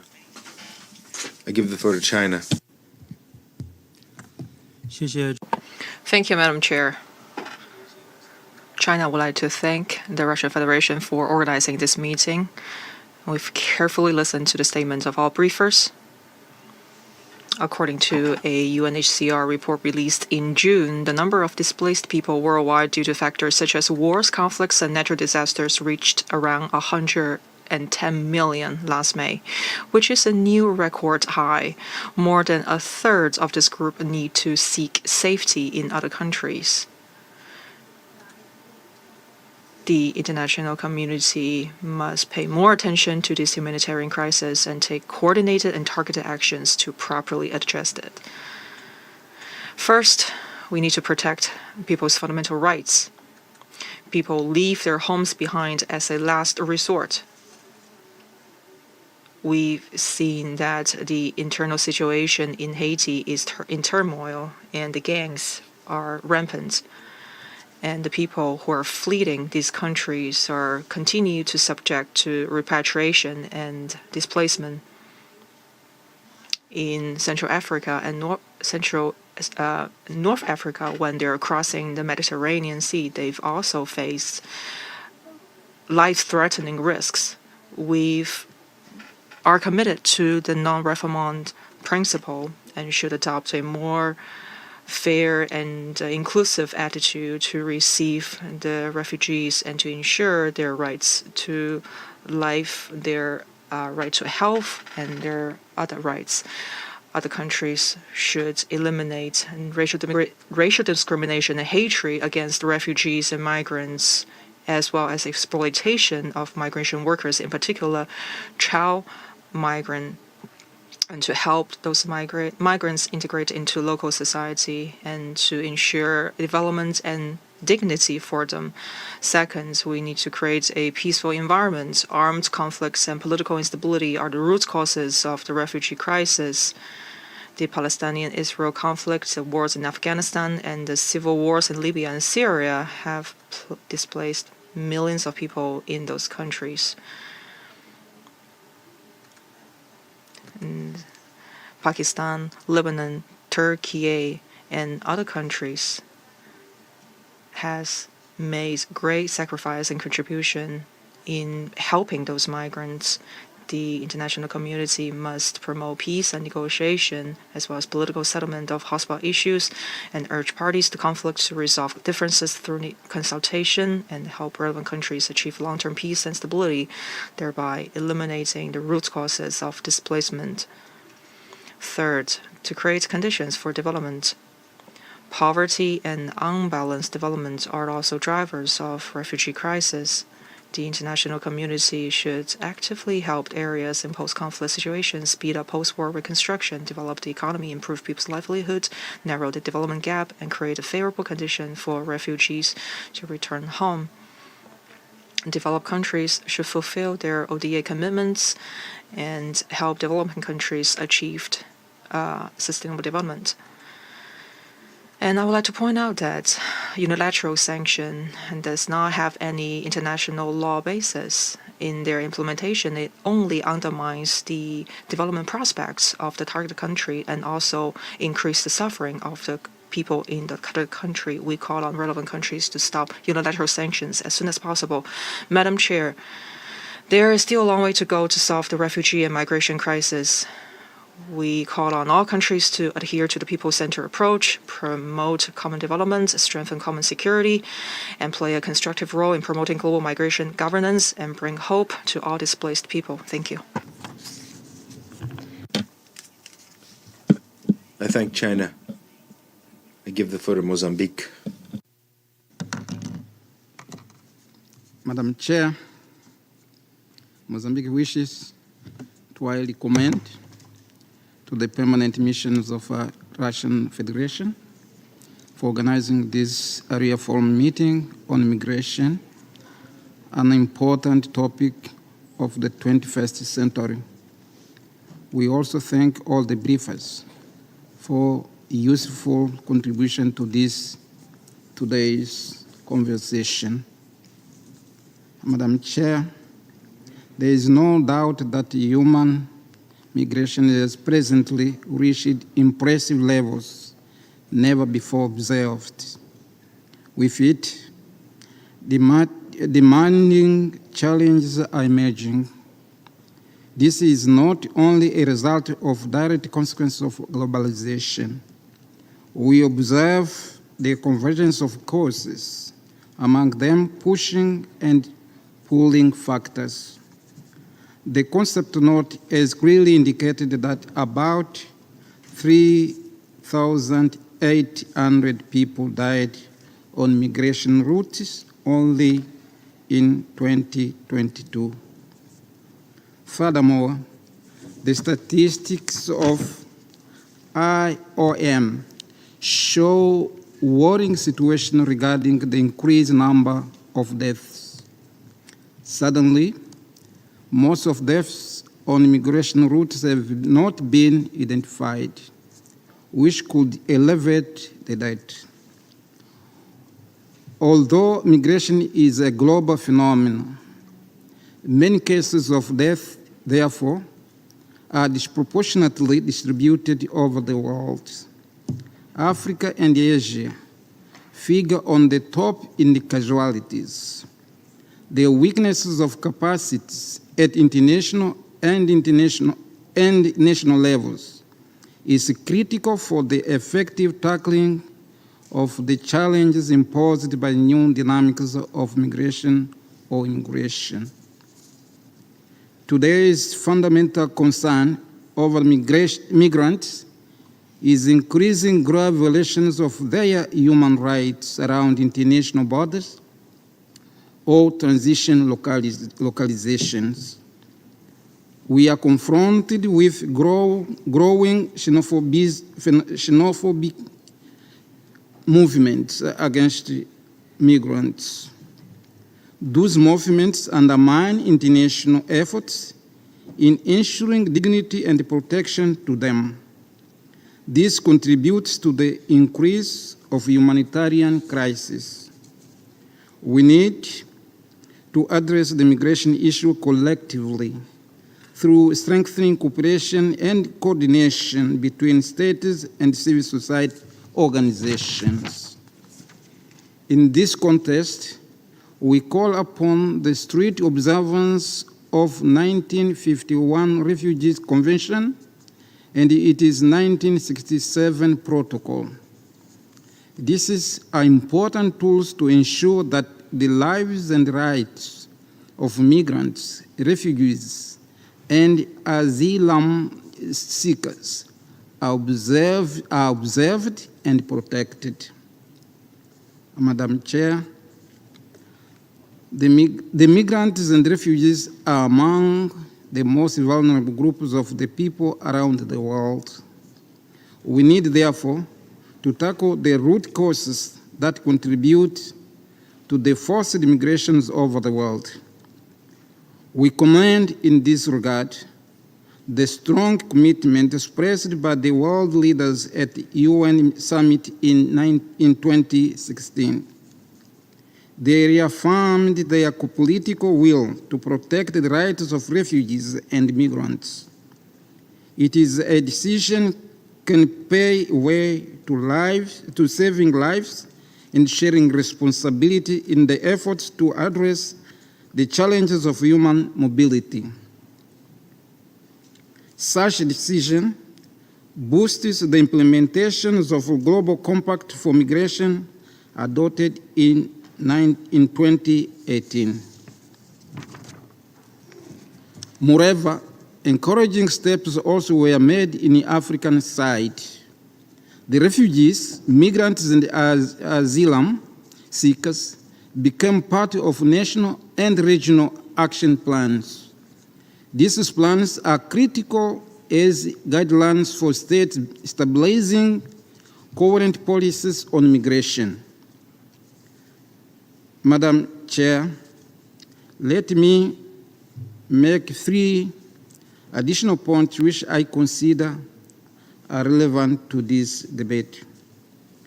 First, we need to raise our level of awareness and responsibility. Protecting the human rights of refugees and migrants must be considered as a priority, regardless of their status and origin. The approach to be adopted should be inclusive, considering that women and girls have been the most victims of gender-based violence. Second, improve the delivery of humanitarian and development programs to better support those countries most affected. We need innovative solutions to develop a comprehensive refugee and migrant responses to that common responsibility is ensured. Lastly, cooperation in different dimensions is needed to strengthen the global awareness for migration through international, regional, and national policies and strategies that are conducive to more protections of migrants and refugees. I thank you, Madam Chair. Я благодарю представителей. I think Mozambique. I give the floor to Malta. Thank you, Chair. And I also thank our briefers from UNHCR, the AU, and IOM for sharing their insights. Malta recognizes the significance and complexity of forced displacement and irregular migration. These issues require a comprehensive approach, encompassing conflict resolution and prevention, humanitarian aid, development cooperation, climate action, and long-term sustainable solutions. Russia's war of aggression against Ukraine has left 6 million refugees seeking shelter in Europe. This, alongside conflicts and socioeconomic crises in Africa, the Middle East, and elsewhere, has resulted in more people than ever being uprooted from their homes. Moreover, the profound impacts of climate change undermine the resilience of the most vulnerable communities, heightening the urgency for immediate collective action. The Central Mediterranean continues to serve as a perilous route for individuals seeking safety and a better future. As a frontline state, Malta has been directly impacted by these cross-border flows, placing significant strain on our national resources and infrastructure. We reaffirm our commitment to protect and assist individuals in distress at sea in accordance with international maritime law, refugee law, and human rights law. We stand committed to continue to fulfill our responsibilities in coordinating rescue activities in the Central Mediterranean. In this regard, we emphasize the importance of breaking the business model of traffickers and smuggling networks so as to avoid that people embark on such perilous journeys. We also support European Union efforts to maintain robust and enduring partnerships in the Sahel region marked by mutual trust. Our collaborative endeavors encompass joint initiatives that effectively address broader migration and security concerns. Notably, these initiatives prioritize tackling the complexities arising from irregular migration, while placing particular emphasis on countering criminal entities that exploit the region for illicit gains. The vulnerability of migrants, refugees, and asylum seekers is exacerbated by a multitude of intersecting factors, leaving them at heightened risk of violence, exploitation, abuse, and discrimination. We are alarmed by the increasing number of individuals who, due to their sexual orientation, gender identity and/or expression, and sex characteristics, are forced to flee their homes in search of safety, protection, and the realization of their fundamental human rights. Migrant, displaced, and refugee women and girls also face higher risks of sexual and gender-based violence. This includes human trafficking for the purpose of sexual exploitation, which take place en route as they flee and after crossing borders. More attention must also be paid to the situation of children and unaccompanied minors. We call for enhanced efforts to identify, protect, and support migrant and refugee children and provide them with appropriate care, education, and psychosocial support. In closing, we reaffirm that establishing effective partnerships based on the principles of solidarity, partnership, and shared responsibility is crucial to manage migratory and refugee flows, support countries on the front lines, and provide durable solutions that safeguard the dignity, safety, and human rights of irregular migrants and forcibly displaced persons. I thank you.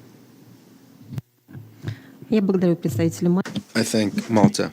I give the floor to Albania. Thank you.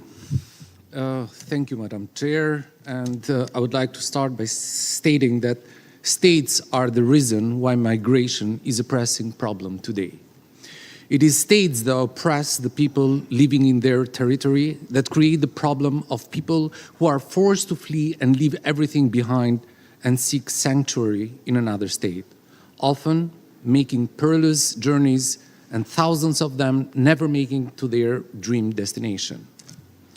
Also, states are obliged under international refugee law to provide protection to people who are prosecuted and rescue people who are in distress, both at sea and on land.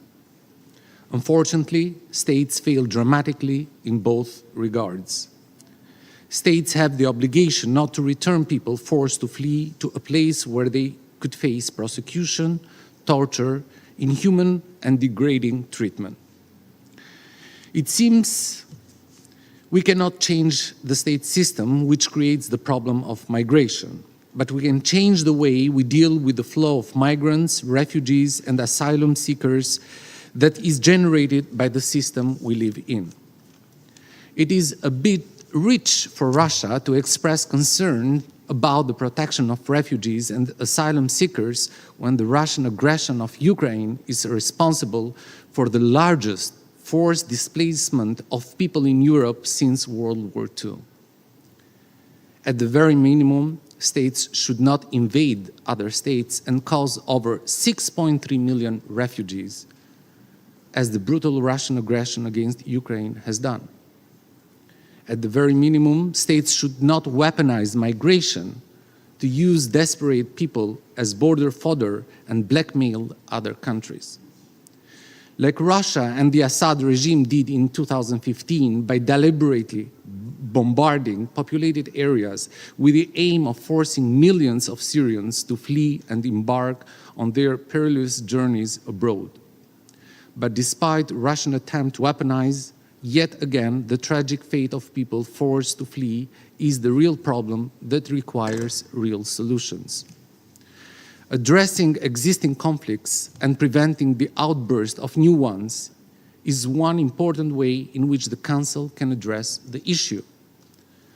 Fighting impunity for atrocities, fighting poverty and inequality, investing in building accountable institutions and the rule of law, as well as in meeting the SDGs by 2030, are concrete ways to help people build a meaningful life where they live. We also need to create legal channels for migration to meet the needs of many countries and not let people take dangerous routes to seek protection or a better life. We should never succumb to xenophobia and the criminalization of migrants and of the people who rescue them, and must always ensure full accountability for those who violate the rights of migrants. In closing, we call this Council and on UN member states to live up to their responsibility to ensure peace and stability. Everyone must respect international humanitarian law and human rights law and prioritize the safety and well-being of affected communities, including refugees, keeping in mind that the principle of non-refoulement falls under jus cogens, a norm no country can derogate from. States must uphold not just their legal obligations, but their humanity. Thank you. Я благодарю представителя. I thank Albania and I give the floor to Gabon.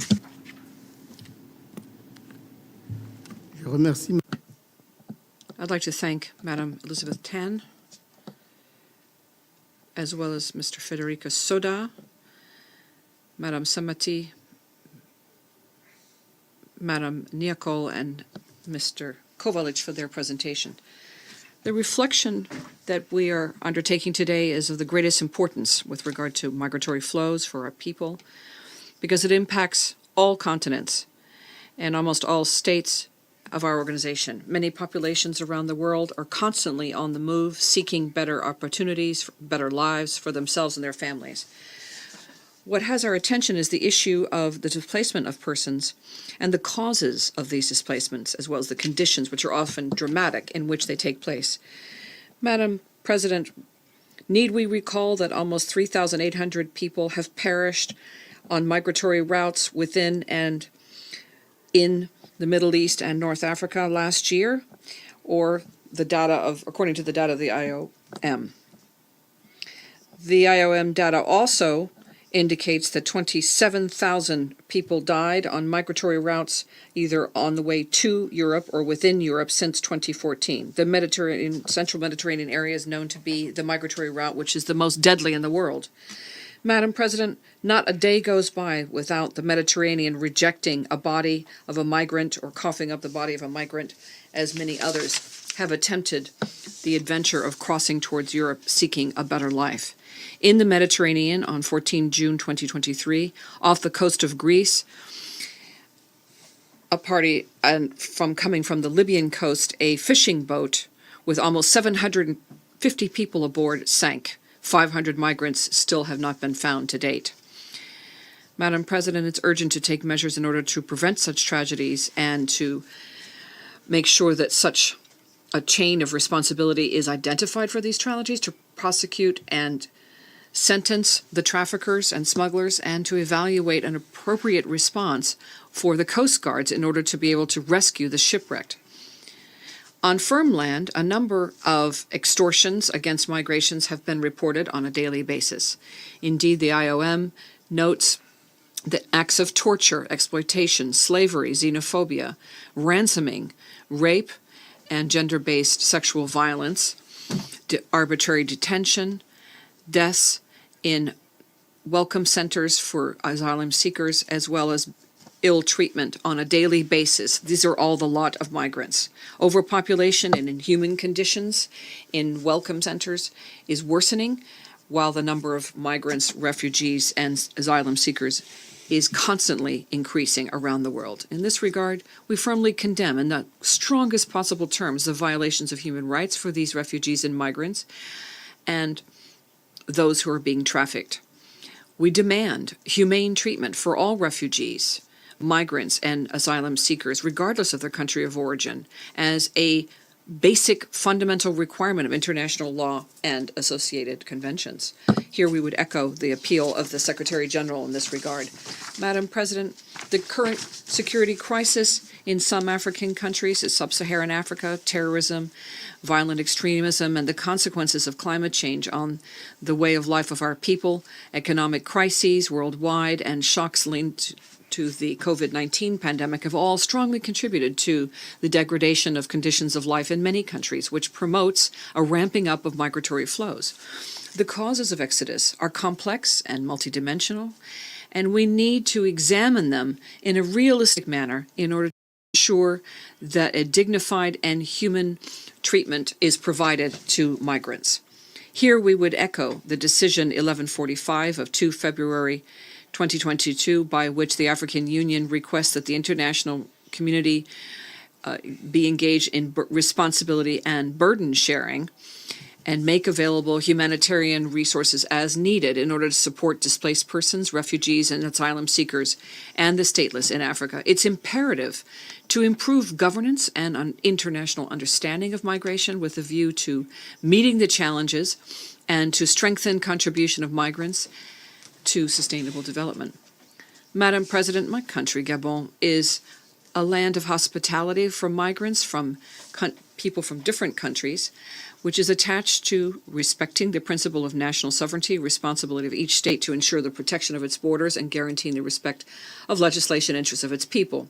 Of course, we remain firmly convinced that all migrants, regardless of their legal status, have a strict right to their human rights being respected. And for my country, the response to international migration necessarily must include a comprehensive vision which revolves around the nexus between migration and development, strengthening cooperation and shared responsibility between states, as well as respective human rights of migrants. Madam President, it's also our duty to understand the implications of the migratory phenomenon and to continue to try and grasp what is happening by also creating and manage it through partnership creation, which will enable migration to be leveraged for development purposes. And to that end, it is up to the governors around the world and international organizations and their representatives, the private sector, civil society, all, to wage a battle against all forms of marginalization, disenfranchisement, abuse, exploitation, and discrimination against some categories of migrants in order to ensure that no one is left aside. It is our duty and our collective responsibility to remember the words of the Charter, which are, we, peoples of the United Nations, are resolved to promote social progress and better standards of life in larger freedom. These words echo as the mainstay of our common vision and reflect the aspiration of humanity to provide a comprehensive response which stands in solidarity to a phenomenon which puts at stake the well-being of our people and our young people especially. It's imperative to cooperate and engage in dialogue at all levels, be they local, national, regional, or worldwide, with a view to finding effective solutions to these challenges, which impede the march towards prosperity of our people. To conclude, of course, our acts need to be in favor of better governance of migration. Thank you very much. Я благодарю.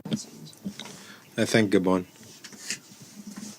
Before giving the floor to the UK, I would, if possible, ask everyone to stick to a 3-minute speaking time because we have a long list of speakers and not a lot of time.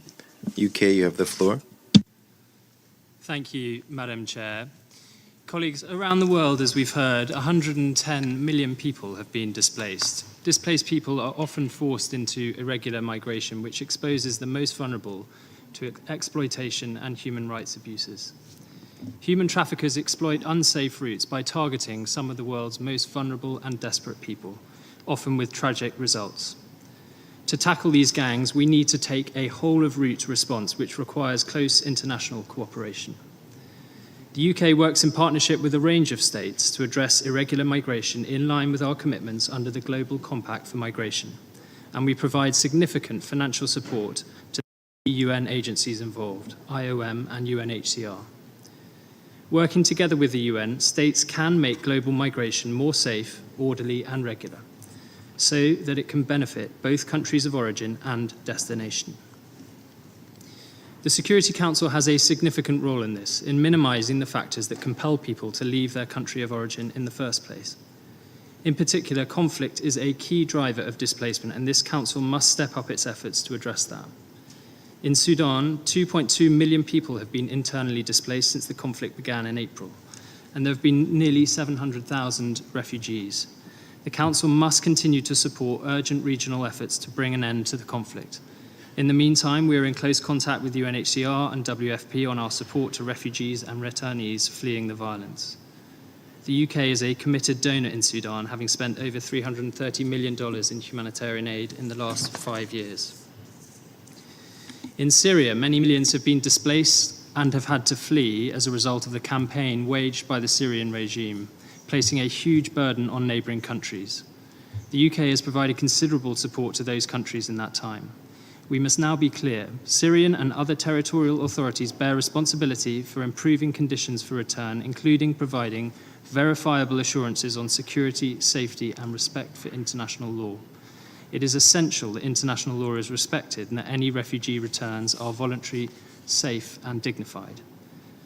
In Ukraine, Russia's unprovoked invasion has caused the fastest surge of refugees since the Second World War. UNHCR estimate 5.1 million Ukrainians are displaced internally and 6.3 million are displaced externally. Russia has forcibly deported millions of Ukrainians onto its own territory. Shocks to food prices due to Russia's shipping blockade have increased economic hardship and instability worldwide. It is also striking that as many as 1 million Russians have fled their own country to avoid conscription. If Russia was serious about alleviating the suffering of refugees around the world, they would start by ending their war of aggression in Ukraine. As we heard from UNHCR, one other factor is increasingly driving migration: climate change. The World Bank has estimated that by 2050, climate change could displace more than 216 million people. In 2022, 23.7 million people were displaced by disasters linked to natural hazards, a majority of which were weather-related. We can expect these numbers to grow. We therefore urge the Council to do more to address the effects of climate change on issues within its mandate. Thank you. Я благодарю представителя I thank the UK. I give the floor to France. Thank you, Madam. I thank the representative of HCR, IOM, and the African Union for their statements. We also take note of the statements of the other speakers. We heard the messages, some of them spurious, of the Russian Federation. And I'd like to say that the rights of migrants are a serious topic that should not be exploited. First of all, I'd like to express our condolences for the lost lives on the path towards migration. France has always expressed our deep sadness when such tragedies occurred, and we did this when there was the sinking in the Mediterranean on the 14th of June. We've always called for a collective response to such tragedies. Europe is a land of asylum and welcoming migrants, and France has always distinguished itself by its policy of welcoming populations displaced by force. France hosts some 700,000 refugees and asylum seekers. It's the third country in the EU after Germany and Poland. Among these refugees, there are Ukrainians who have fled their country following the aggression by Russia. The conflict has led to 11 million refugees, some 11 million displaced persons, 6.3 million refugees. France contributes $100 million to the European Union contribution to the HCR, which is $1.5 billion. That is respectively 50 times and 750 times the amount of the Russian contribution. That being said, our collective duties to protect human rights, whether we're talking about migrants, asylum seekers, or refugees. In the Mediterranean, France is active in combating smuggling and trafficking from Libya. It participates in the EU operation Irene, which is mandated by the Security Council to combat trafficking. Irene collects information on trafficking and conducts operations. We must do everything to facilitate cooperation among states to prevent what happened in the Mediterranean. It is with this in mind that President Macron, starting in the summer of 2017, took forceful measures to better coordinate action in the Mediterranean to combat smugglers. However, it's not enough to uphold and improve the laws. We also need to deal with the root causes of human displacement. The first cause is, of course, insecurity and violation of human rights during conflicts. In Sudan, the conflict has led to 2.2 million IDPs and 650,000 refugees since the 15th of April of this year. France has provided some 41.3 million euros to respond to the humanitarian needs in Sudan and of Sudanese refugees in neighboring countries. To prevent such violations, all the members of the Security Council must assume their responsibilities. We cannot sensibly block the action of the Council on humanitarian assistance to Syria on Tuesday and then deplore the consequences of the humanitarian crisis in the same country on Thursday. We also heard through the statements today that there are deep-rooted causes that lead to migration that we need to tackle together. The Commissioner of the African Union spoke about it, the youth, employment, climate change. So we need to work on all these topics together. And this is precisely the partnership, what the partnership between the EU and the African Union is all about. And lastly, I'd like to just recall that France, together with Switzerland, Japan, Colombia and others will co-organize the Global Forum on Refugees in December. This will be an opportunity to express our collective engagement in favor of displaced persons and those who welcome them. Thank you. I thank France. I give the floor to Ghana. Thank you, Madam Chair. At the outset, I want to thank the Russian Federation for convening this Arria Formula meeting, and also to the briefers for their insightful perspectives. The history of our world is a history of migration. Throughout history, people have moved either in response to threats at home or in furtherance of better lifestyles abroad. That is the story of many nations, including those of Africa, whose populations are forcibly moved across the Atlantic and later dominated by the forces of colonialism. Migration can, however, be a phenomenon for good in its contribution to development, including through boosting skills, human capital, and technological progress. To achieve this, states should not rule out migration policies that drive displaced and other populations to seek out uncontrolled and poorly managed irregular migration. With global migration trends on the rise, including as a result of the increasing wars, intrastate conflicts, and environmental challenges such as climate change, migrants are compelled to risk everything for a new life in unknown lands. In their perilous journey, they get entangled with numerous challenges, including unlawful profiling, torture and ill treatment, gender-based violence, dangerous interception practices, and prolonged or arbitrary detention, with some losing their lives. To tackle the migration crisis, we need to prioritize a number of factors, such as renewing commitment to the implementation of global instruments, upholding the human rights of migrants, enhancing partnerships with regional arrangements, addressing the root causes, and lastly, aligning national policies to the global frameworks. At the global level, we believe that initiatives such as the Global Compact for Migration and the Global Compact for Refugees remain essential in improving migration governance in a manner that would help address the migration crisis. What is required is for member states to make good their commitment to the implementation of the provisions in these forward-looking instruments. Secondly, the human rights of migrants are no less than those of other persons. We remain extremely worried by the increasing incidence of violation of human rights of migrants in transit and receiving states. The arrangements to create a visa system for the brutal suppression of migration to parts of the world does not uphold the human rights and leads to the adoption of risky routes by land and sea. We therefore underscore the need for member states to once again make good their commitment to fulfill their obligations under international human rights and humanitarian law by enacting more humane policies to protect the rights of migrants. At the regional level, it is important to deepen cooperation around regional initiatives such as the AU Migration Policy Framework for Africa and the ECOWAS Migration Policy. The provision of technical assistance, capacity building, and funding to support the implementation of such regional instruments is essential. We note the UN-AU-EU Task Force on Migration and underscore the need to intensify work on this framework. Also critical is the need to address the root causes of migration. Failed global and economic policies that have reduced the capacity of states to attend to the needs of their populations must be reversed.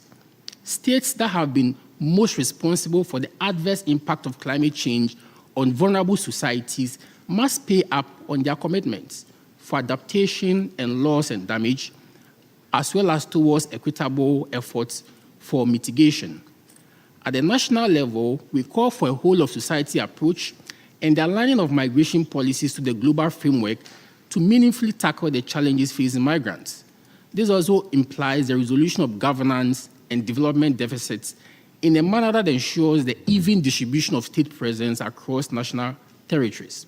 In conclusion, I wish to assure you of Ghana's commitment to supporting efforts at the regional and international level in a manner that will enable us to harness the positive dividends from regular migration and avoid the negative trends that have been built up in recent years. I thank you for your kind attention. I thank the representative of Ghana, and I give the floor to the United Arab Emirates. Madam Chair, thank you for organizing this meeting to address the particular vulnerability of those forcibly displaced. We also thank Ms. Tan, Mr. Soda, and Ambassador Samate for their briefings.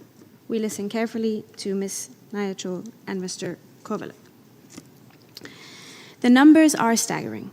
Worldwide, there is a record high of 108.4 million forcibly displaced people. More than half are fleeing from conflict, underscoring the need for global stability and sustainable peace. People abruptly escape their homes and communities to seek a better alternative.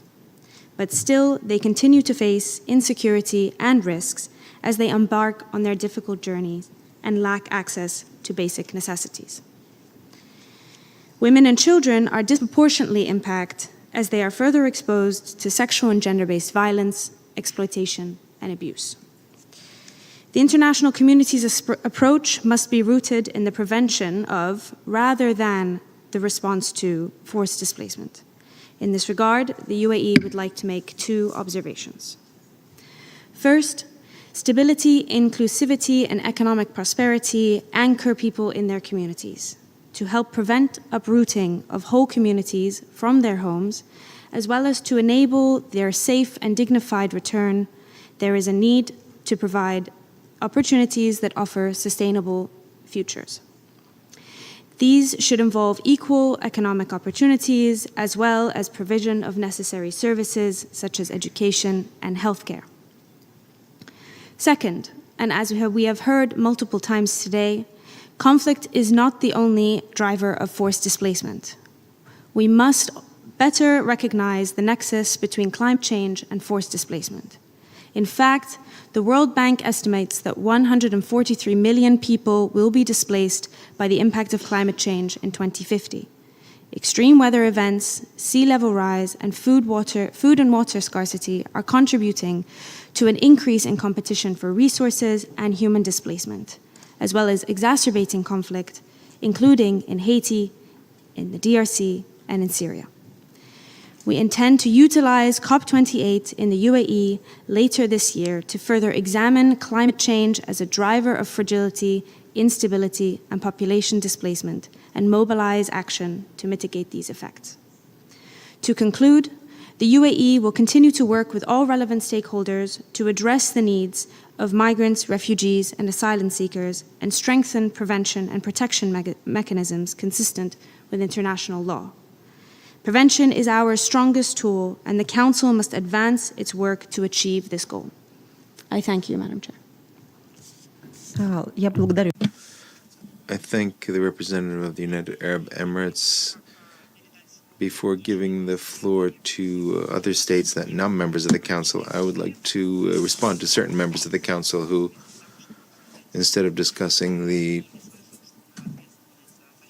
topic or discuss their own responsibility for the flow of migrants, decided to distract attention from this issue. And here it's important to introduce certain clarity.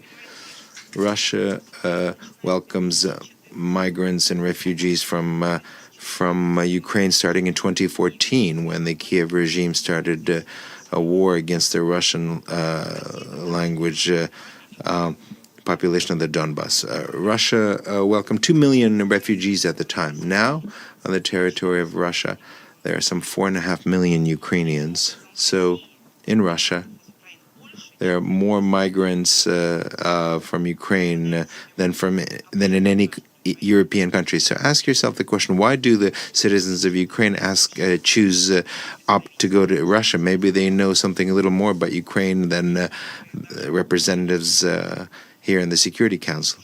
Some here even spoke of a forced a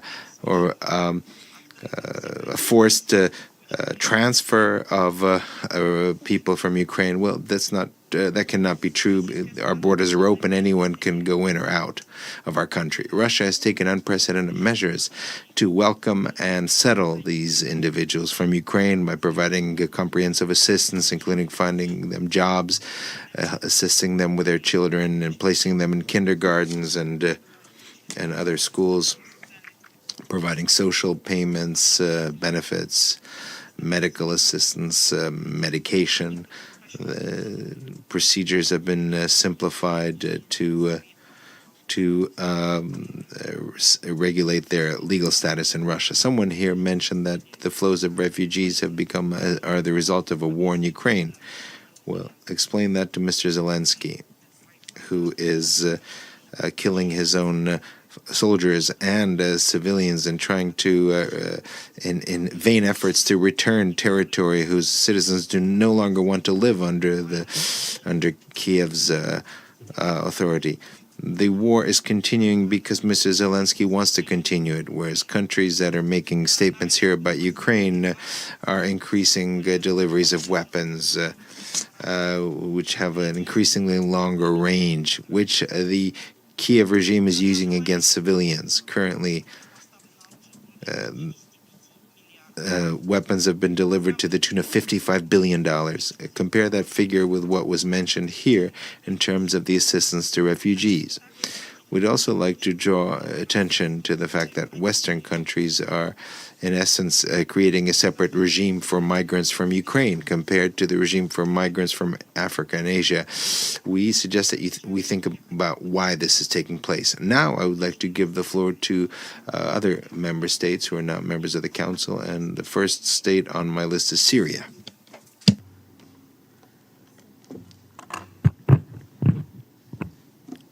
شكرا السيد الرئيس.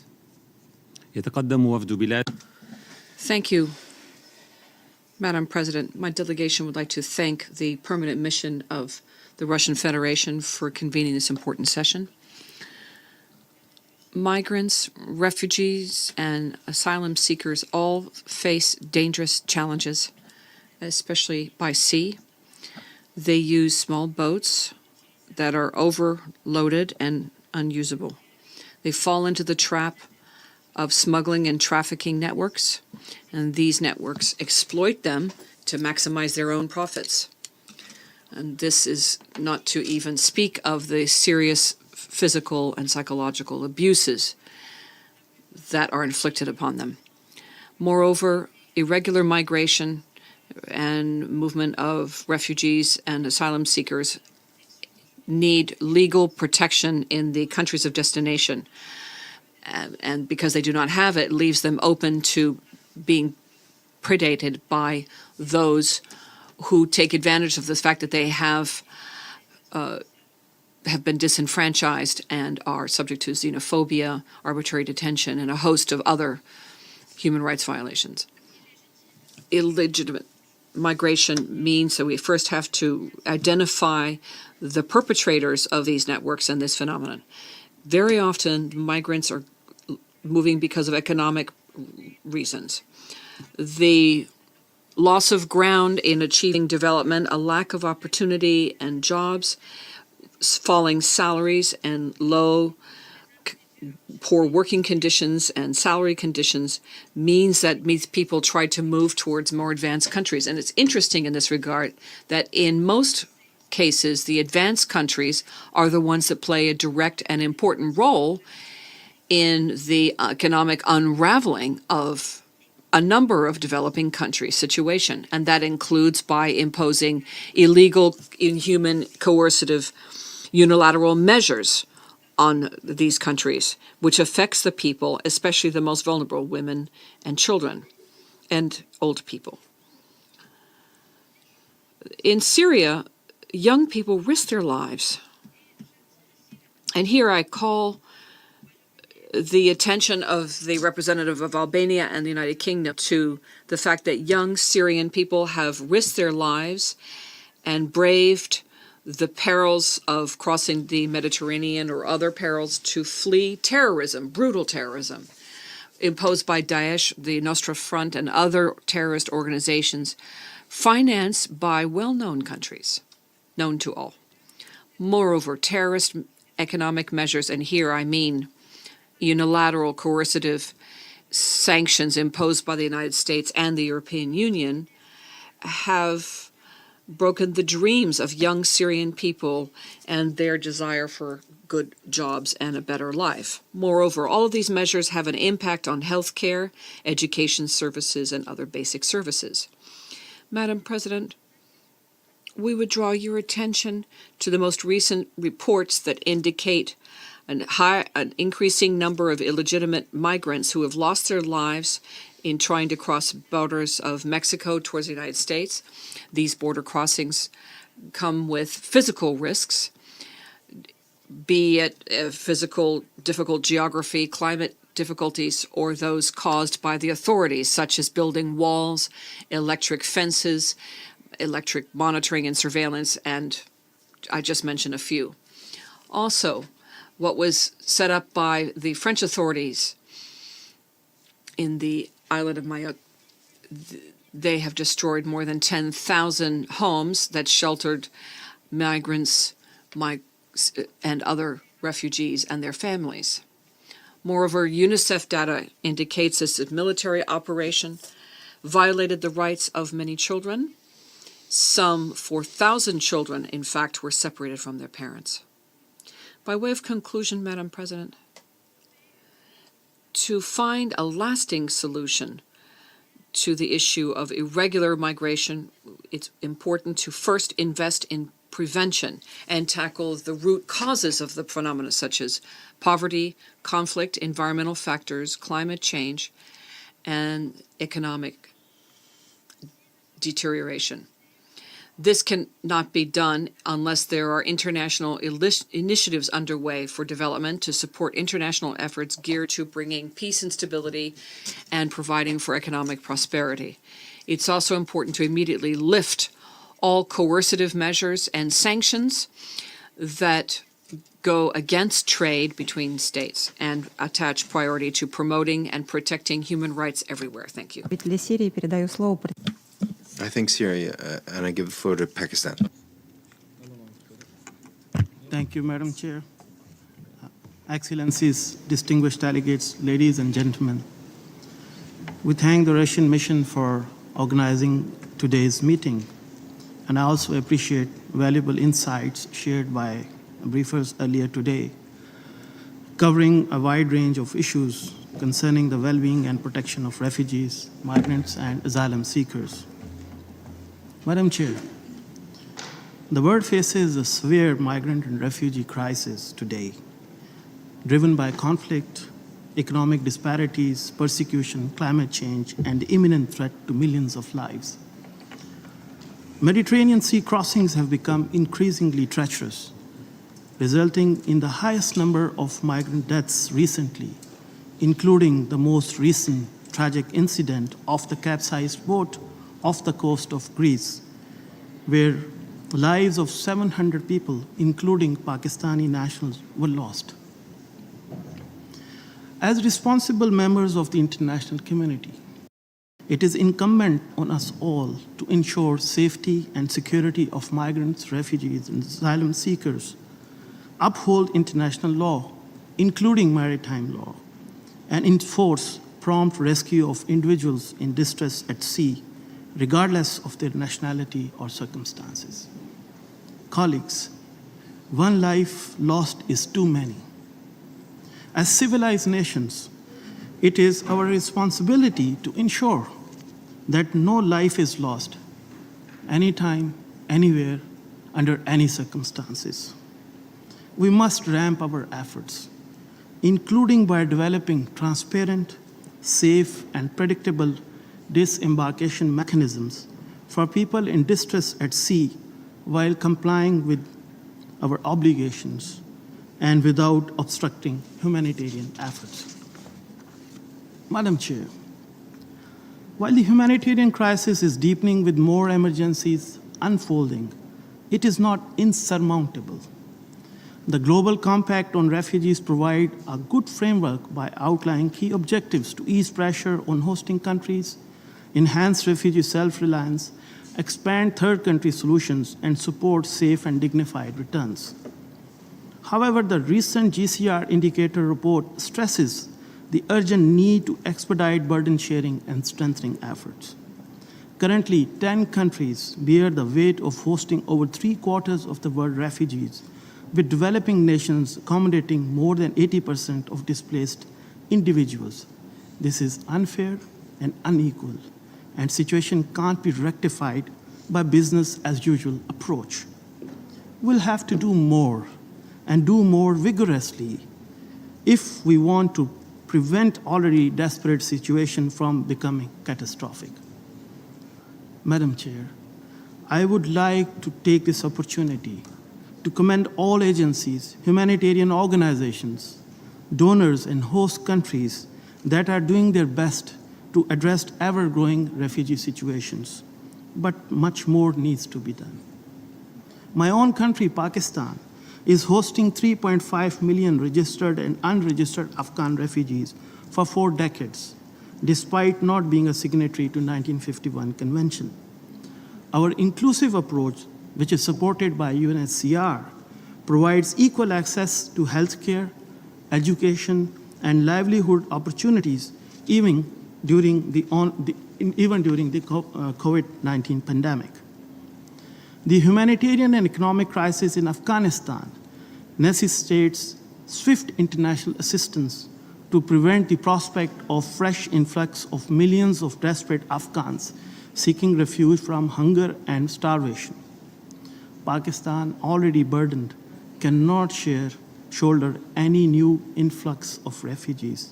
They will have to be hosted by other members of the international community. We must help Afghan people. We must not neglect Afghanistan and divert attention away to other emergencies. Madam Chair, allow me to suggest the following to achieve tangible outcomes. We should support host countries with timely, predictable, and sector-specific grant funding to alleviate their burden without imposing additional loans. Empower refugees through education, skill development, and opportunities for self-reliance in host and third countries. Expedite third country solutions by increasing participation in multi-year resettlement schemes. Open migration pathways from countries facing humanitarian emergencies, ensuring equitable access to healthcare, education, and employment in developed nations. Incentivize voluntary repatriation, which is the best solution, and address root causes by prioritizing conflict resolution, humanitarian responses, voluntary repatriation programs, increase official development assistance, investments in infrastructure, livelihood opportunities, and removing sanctions hindering humanitarian aid.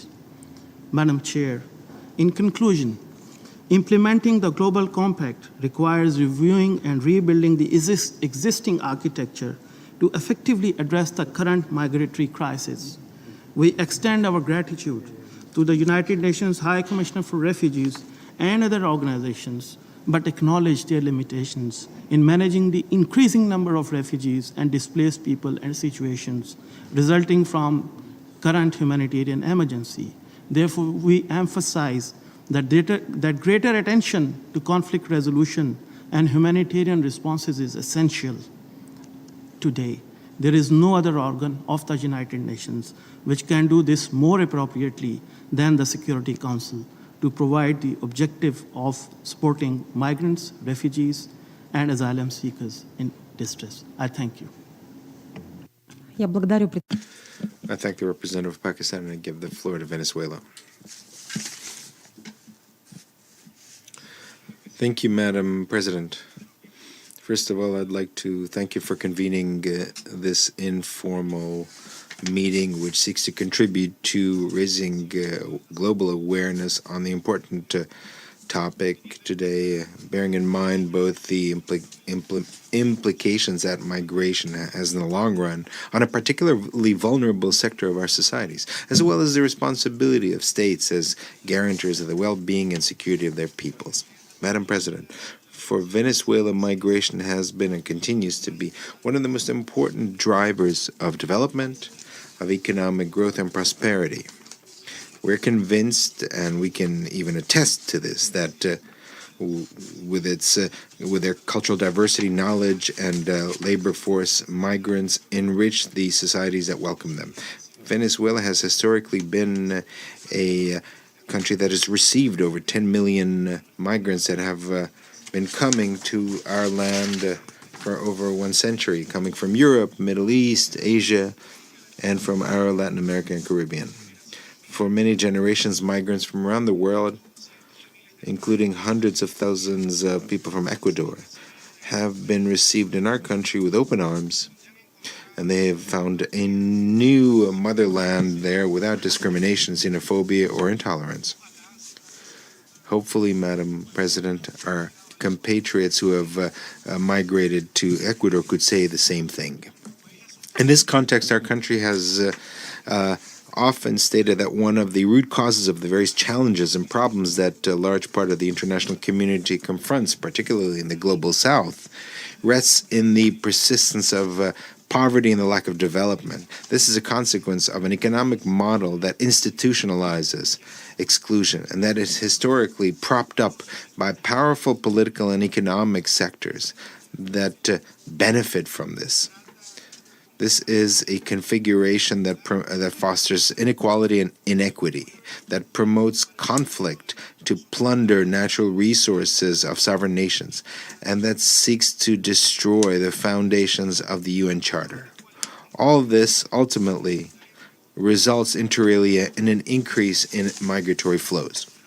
Madam President, this situation, which has lasted centuries but has been exacerbated over the past decades, has today generated a boomerang effect for those northern countries which are called developed, that today suffer from the boomerang effect of their isolationist and plunder-based approach.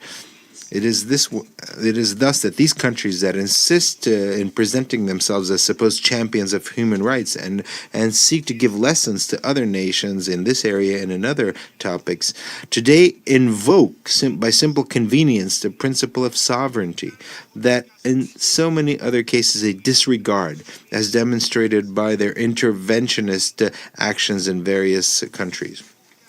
Today they seek to justify the deficiency of their cruel and inhumane migratory policies based on obliging interpretations of international law. And we have to say this clearly. This, without a doubt, is not the rules-based order that my country aspires to. Therefore, we have to defend the UN Charter and its principles. Now, when it's time to welcome migrants who seek refuge in their territories, given how obsolete their model is, these countries forget about human rights. This is something that can be seen in the southern border of the host country, where hundreds of thousands of migrants, Latin Americans in their majority, and also in the Mediterranean, where African and Arab migrants, in the face of the indifference of many authorities and the mainstream media. In this context, I would like to convey the solidarity of Venezuela to the government and people of the Islamic Republic of Pakistan after the tragic episode that took place in recent days in the Mediterranean, and where over 300 brothers from Pakistan lost their lives. This is an event that there was an attempt to make it invisible and marginalize this event. Madam President, the Bolivarian Republic of Venezuela has repeatedly denounced the other structural cause of this crisis that is taking place. That is the pernicious impact of the criminal implementation of unilateral coercive measures. In the case of Venezuela, over 929 so-called sanctions that have resulted in a migration that was triggered and artificially created based on a systematic and deliberate attack against our national economy. This political use of the economy and migration, which can be seen in various international situations, is completely contrary to the preaching about human rights and is an ethical affront that must be stopped. We would like to state that there are no illegal humans. The humanist vision towards migrants and not reducing the topic of migration to its security dimension is one of the principles for which Venezuela has advocated in different international fora. This is why it's essential that this topic implies such topics as development and human rights based on cooperation, solidarity, and dialogue among countries of origin, transit, and destination. We'd also like to insist that it is not through imposing different models or sanctions that peace and security will be achieved, but rather through respect and strict adherence to the purposes and principles enshrined in the UN Charter, as well as international commitments in this area. This, Madam President, applies to the migratory emergencies that currently affect those countries that have caused them. And in fact, they've promoted these increased migration flows. To conclude, we reiterate our full readiness to cooperation and dialogue with all parties interested in this topic based on the recommendations agreed in the Global Pact for a Safe, Orderly, and Regular Migration and all the institutional framework in defense of migrants. We are committed to providing solutions to migrants as well as guarantee their rights, well-being, human development, faithful to our promise to leave no one behind. Thank you very much, Madam President. I thank the representative of Venezuela and I give the floor to Tunisia.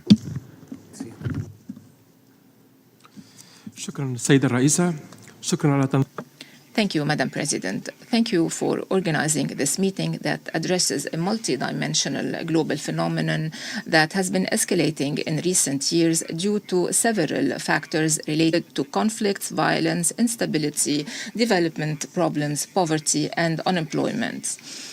Millions are today becoming forcibly displaced. They are risking their lives crossing deserts and seas in search of safety and a decent life. In addition to the difficulties and suffering they face, they are vulnerable to exploitation and abuse, and they fall prey to criminal gangs involved in smuggling and human trafficking.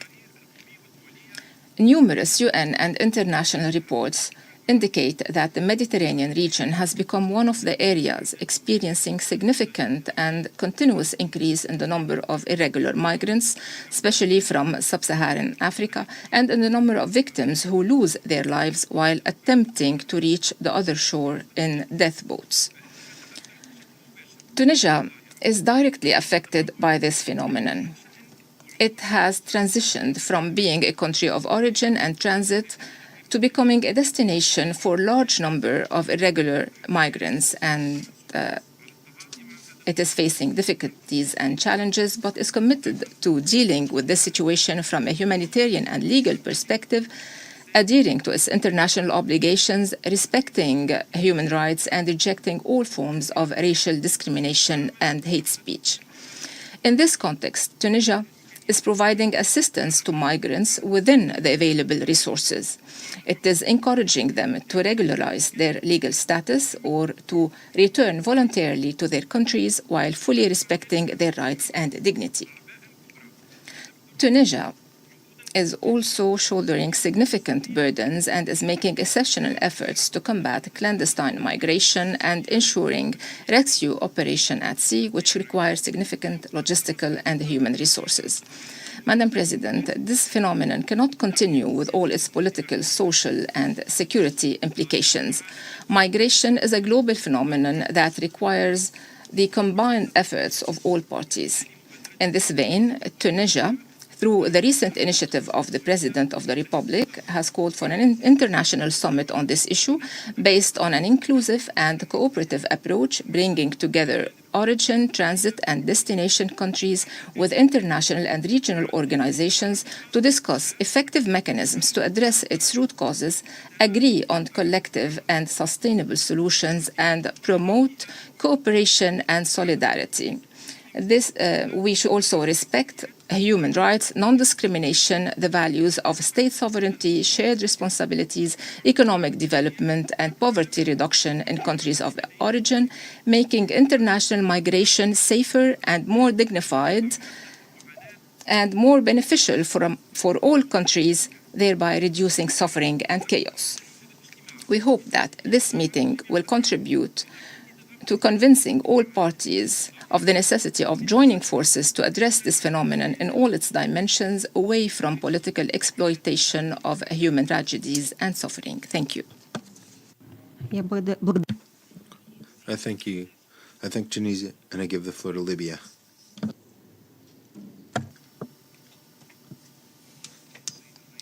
Thank you, Madam President.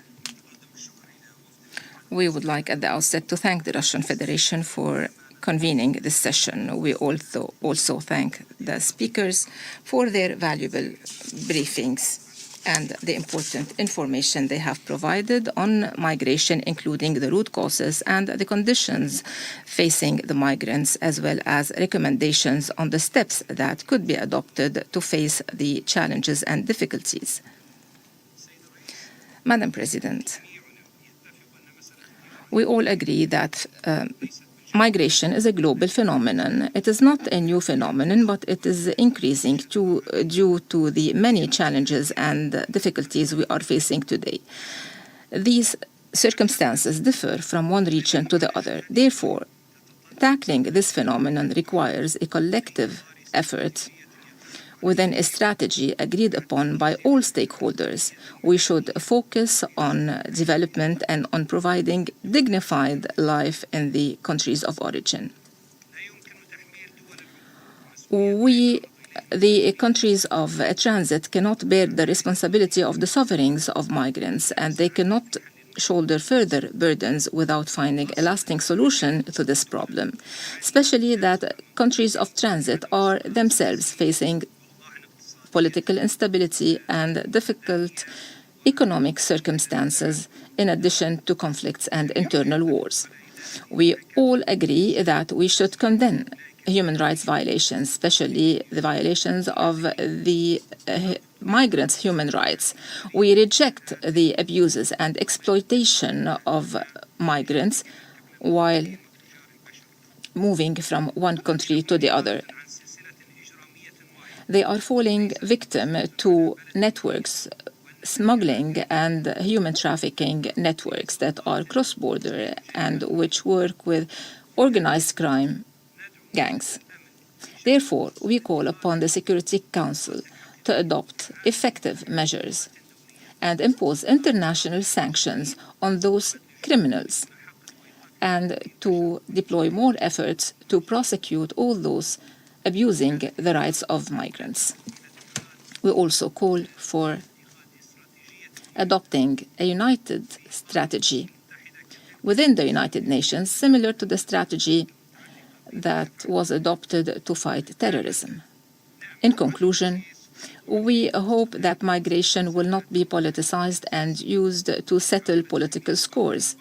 We should not blame each other for this phenomenon.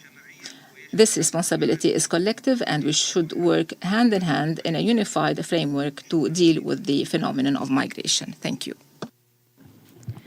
I thank Libya, and I give the floor to Mexico. Muchas gracias, señora presidenta. Thank you very much, Madam President. We appreciate the convening of this meeting, as well as the presentations made. If I may, I'd like to begin by underscoring the fact that immigration is not a problem to be solved, but a phenomenon to be managed. For Mexico, it's extremely important to recognize the multidimensional causes of migration and that we approach it in a comprehensive way. We know firsthand the challenges and opportunities of human mobility. Mexico is a country of origin, destination, transit, and return for migrants.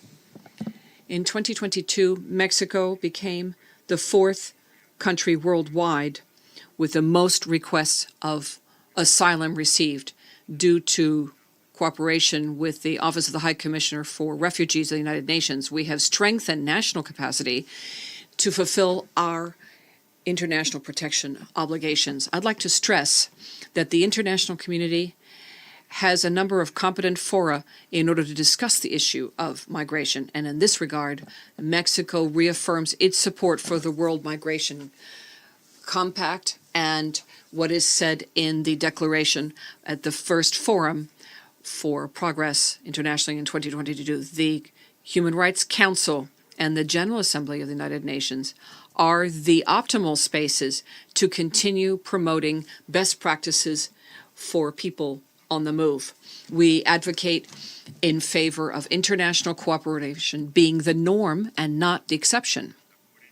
Poverty, armed conflict, and the adverse effects of climate change are some of the factors that are behind the highest mobility numbers in human history. The challenges facing migrants, refugees, and asylum seekers who are, or those escaping from conflict zones or find themselves in long conflict zones need to be approached in a comprehensive manner and a human rights-based manner. It is a shared responsibility for all countries to address the migration phenomenon. Therefore, we reiterate the need to establish and comply with multilateral mechanisms in order to provide safe, orderly, and regular migration and thereby ensure the well-being and safety of all people, refugees, migrants, and asylum seekers. Madam President, to conclude, we once again call on all states to fully comply with their obligations in the area of refugees and migration, and to combat xenophobia, racism, and discrimination against migrants, refugees, and asylum seekers from an equality, respect, and inclusion perspective. Thank you. I thank Mexico. Give the floor to Turkey. Madam President, we thank the Russian delegation for organizing this area meeting on an issue that continues to negatively impact global peace and security, as well as sustainable development. As a transit and destination country situated at the crossroads of Europe, Asia, Africa, and the Middle East, Turkey is among the most affected from global challenge of irregular migration and forced displacement. The root causes of displacement and migration are multifaceted, often driven by conflict, human rights abuses, and socioeconomic inequalities. Therefore, the primary focus should remain to provide protection and assistance to those in need, while addressing the root causes that compel or cause people to leave their homes in the first place. We continue to reiterate the necessity of addressing displacement-related issues in a humane and responsible manner. Irregular migration and forced displacement are essentially humanitarian issues which should not be politicized or instrumentalized for political purposes. The human rights of migrants and refugees, first and foremost, their right to life and humane treatment should always be upheld. The alarmingly widespread pushback practices that endanger the lives of those vulnerable people must come to an end. The boat disaster in which hundreds of desperate people lost their lives and went missing off the coast of Greece is the latest tragedy that demonstrated the extent of the gravity of the situation. Necessary measures must be taken to meet the basic needs of displaced persons, such as food, shelter, health, protection, and education. As a country that hosts the largest number of refugees, Turkey attaches importance to the facilitation of return of refugees in a voluntary, safe, and dignified manner. Especially as far as the Syrian refugees are concerned, facilitation of return of refugees should be expedited as part of and simultaneously with overall efforts for the settlement of the conflict. On this occasion, we once again underline that the extension of the UN cross-border aid mechanism, which constitutes a lifeline for more than 4 million people in need in northwest Syria, the majority of whom are internally displaced, is a humanitarian and a moral imperative. We call on all Security Council members to fulfill their responsibility and extend the authorization of this indispensable mechanism. Madam President, with a record number of close to 110 million forcibly displaced people, the global displacement crisis is one of the most pressing challenges facing the international community today. From Africa to the Middle East and Latin America, this is an issue that disproportionately affects the developing world. Yet at the same time, no geography is exempt, as we have seen with more than 6 million refugees and 5 million internally displaced people caused by the war in Ukraine. In closing, we reiterate that migration and refugee issues, both in terms of their causes and management, can be effectively addressed only through shared responsibility and collaboration of the international community. Thank you. Я благодарю представителя Турции. I thank Turkey. I give the floor to Iran.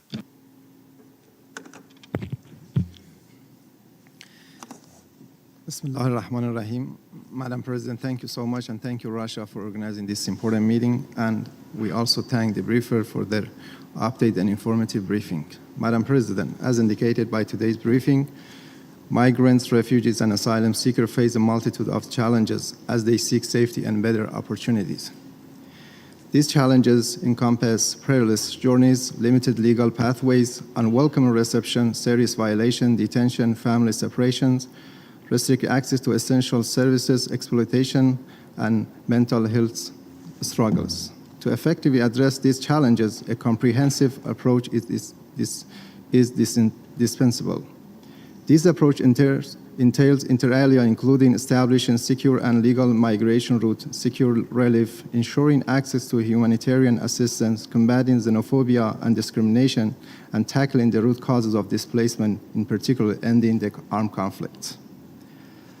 As such, international collaboration between states, international organizations, and communities is vital in formulating sustainable solutions and safeguarding the well-being of the migrants and refugees. Madam President, Iran plays host to more than 5 million Afghan individuals, making it one of the larger recipient countries. Since the situation in Afghanistan is getting worse and more Afghan people are entering Iran on a daily basis, these trends and figures are increasing. Despite minimal support from international community and donors nations, and while grappling with the adverse impact of unilateral coercive measures imposed by the United States, Iran has persevered in providing crucial services to Afghans residing within its border for more than 4 decades. Iran has granted free education and training to all Afghan students residing in the countries. The Iranian education system has warmly welcomed 670,000 Afghan students, including 3,700 students with special education and mental disabilities, in addition to over 33,000 students enrolled in Iranian universities. Furthermore, Iran has taken significant steps to support Afghan women and girls who have been adversely affected by the recent restriction imposed by the Taliban. It has streamlined the visa process for women and girls seeking to pursue their education in Iran. However, significant challenges persist. Iran shoulders the weight of the considerable numbers of Afghan refugees, placing a strain on its resources and infrastructures. Insufficient international assistance further undermines Iran's capacity to adequately meet the needs of Afghan refugees. Unilateral sanctions imposed on Iran impact Afghan refugees as well. Their negative impact on humanitarian assistance are disturbing. Illegal sanctions can disrupt humanitarian assistance programs targeting vulnerable populations as well as Afghan refugees. As such, organizations providing aid face restrictions in terms of funding, resources, and logistical support. Additionally, with Afghanistan's fragile security situation as a result of long-term occupation and foreign interference under the pretense of the fighting terrorism, the repatriation of the Afghan refugee and migrant face challenges. Many refugees are hesitant to return due to ongoing humanitarian situation, political instability, and economic hardship in their own country. The uncertain future of Afghan further complicated the repatriation process and prolonged the stay of Afghan refugees in Iran. Madam President, effective addressing these challenges necessitate international support, financial assistance, the promotion of facilitation of repatriation efforts, and lifting and mitigating the impact of sanctions. Finally, as our colleagues from Pakistan stated, other countries, particularly those who claim to champion the human rights of Afghan people should share the responsibility by welcoming refugees and extending their support. I thank you. I think, Iran. Allow me in conclusion to thank all those who spoke and contributing to this discussion, especially thank our panelists who gave us a lot to think about. As we see it, the most effective way of resolving the problems of migrants is to tackle the root causes of migration which force people to leave their countries. This includes overcoming the legacy of colonialism, eradicating poverty, fostering development. Successfully dealing with these challenges requires cooperation in socioeconomic development, state building, and combating terrorism. We are in favor of making the Security Council more active in finding political solutions to the continuing conflicts in the Middle East and North Africa. I think overall we need to reassess the role of the Security Council in the migration sphere, and in particular whether Resolution 2652 continues to be effective. I would also like to thank the interpreters in particular for their assistance during this meeting, and for their flexibility in terms of the time that they have granted us.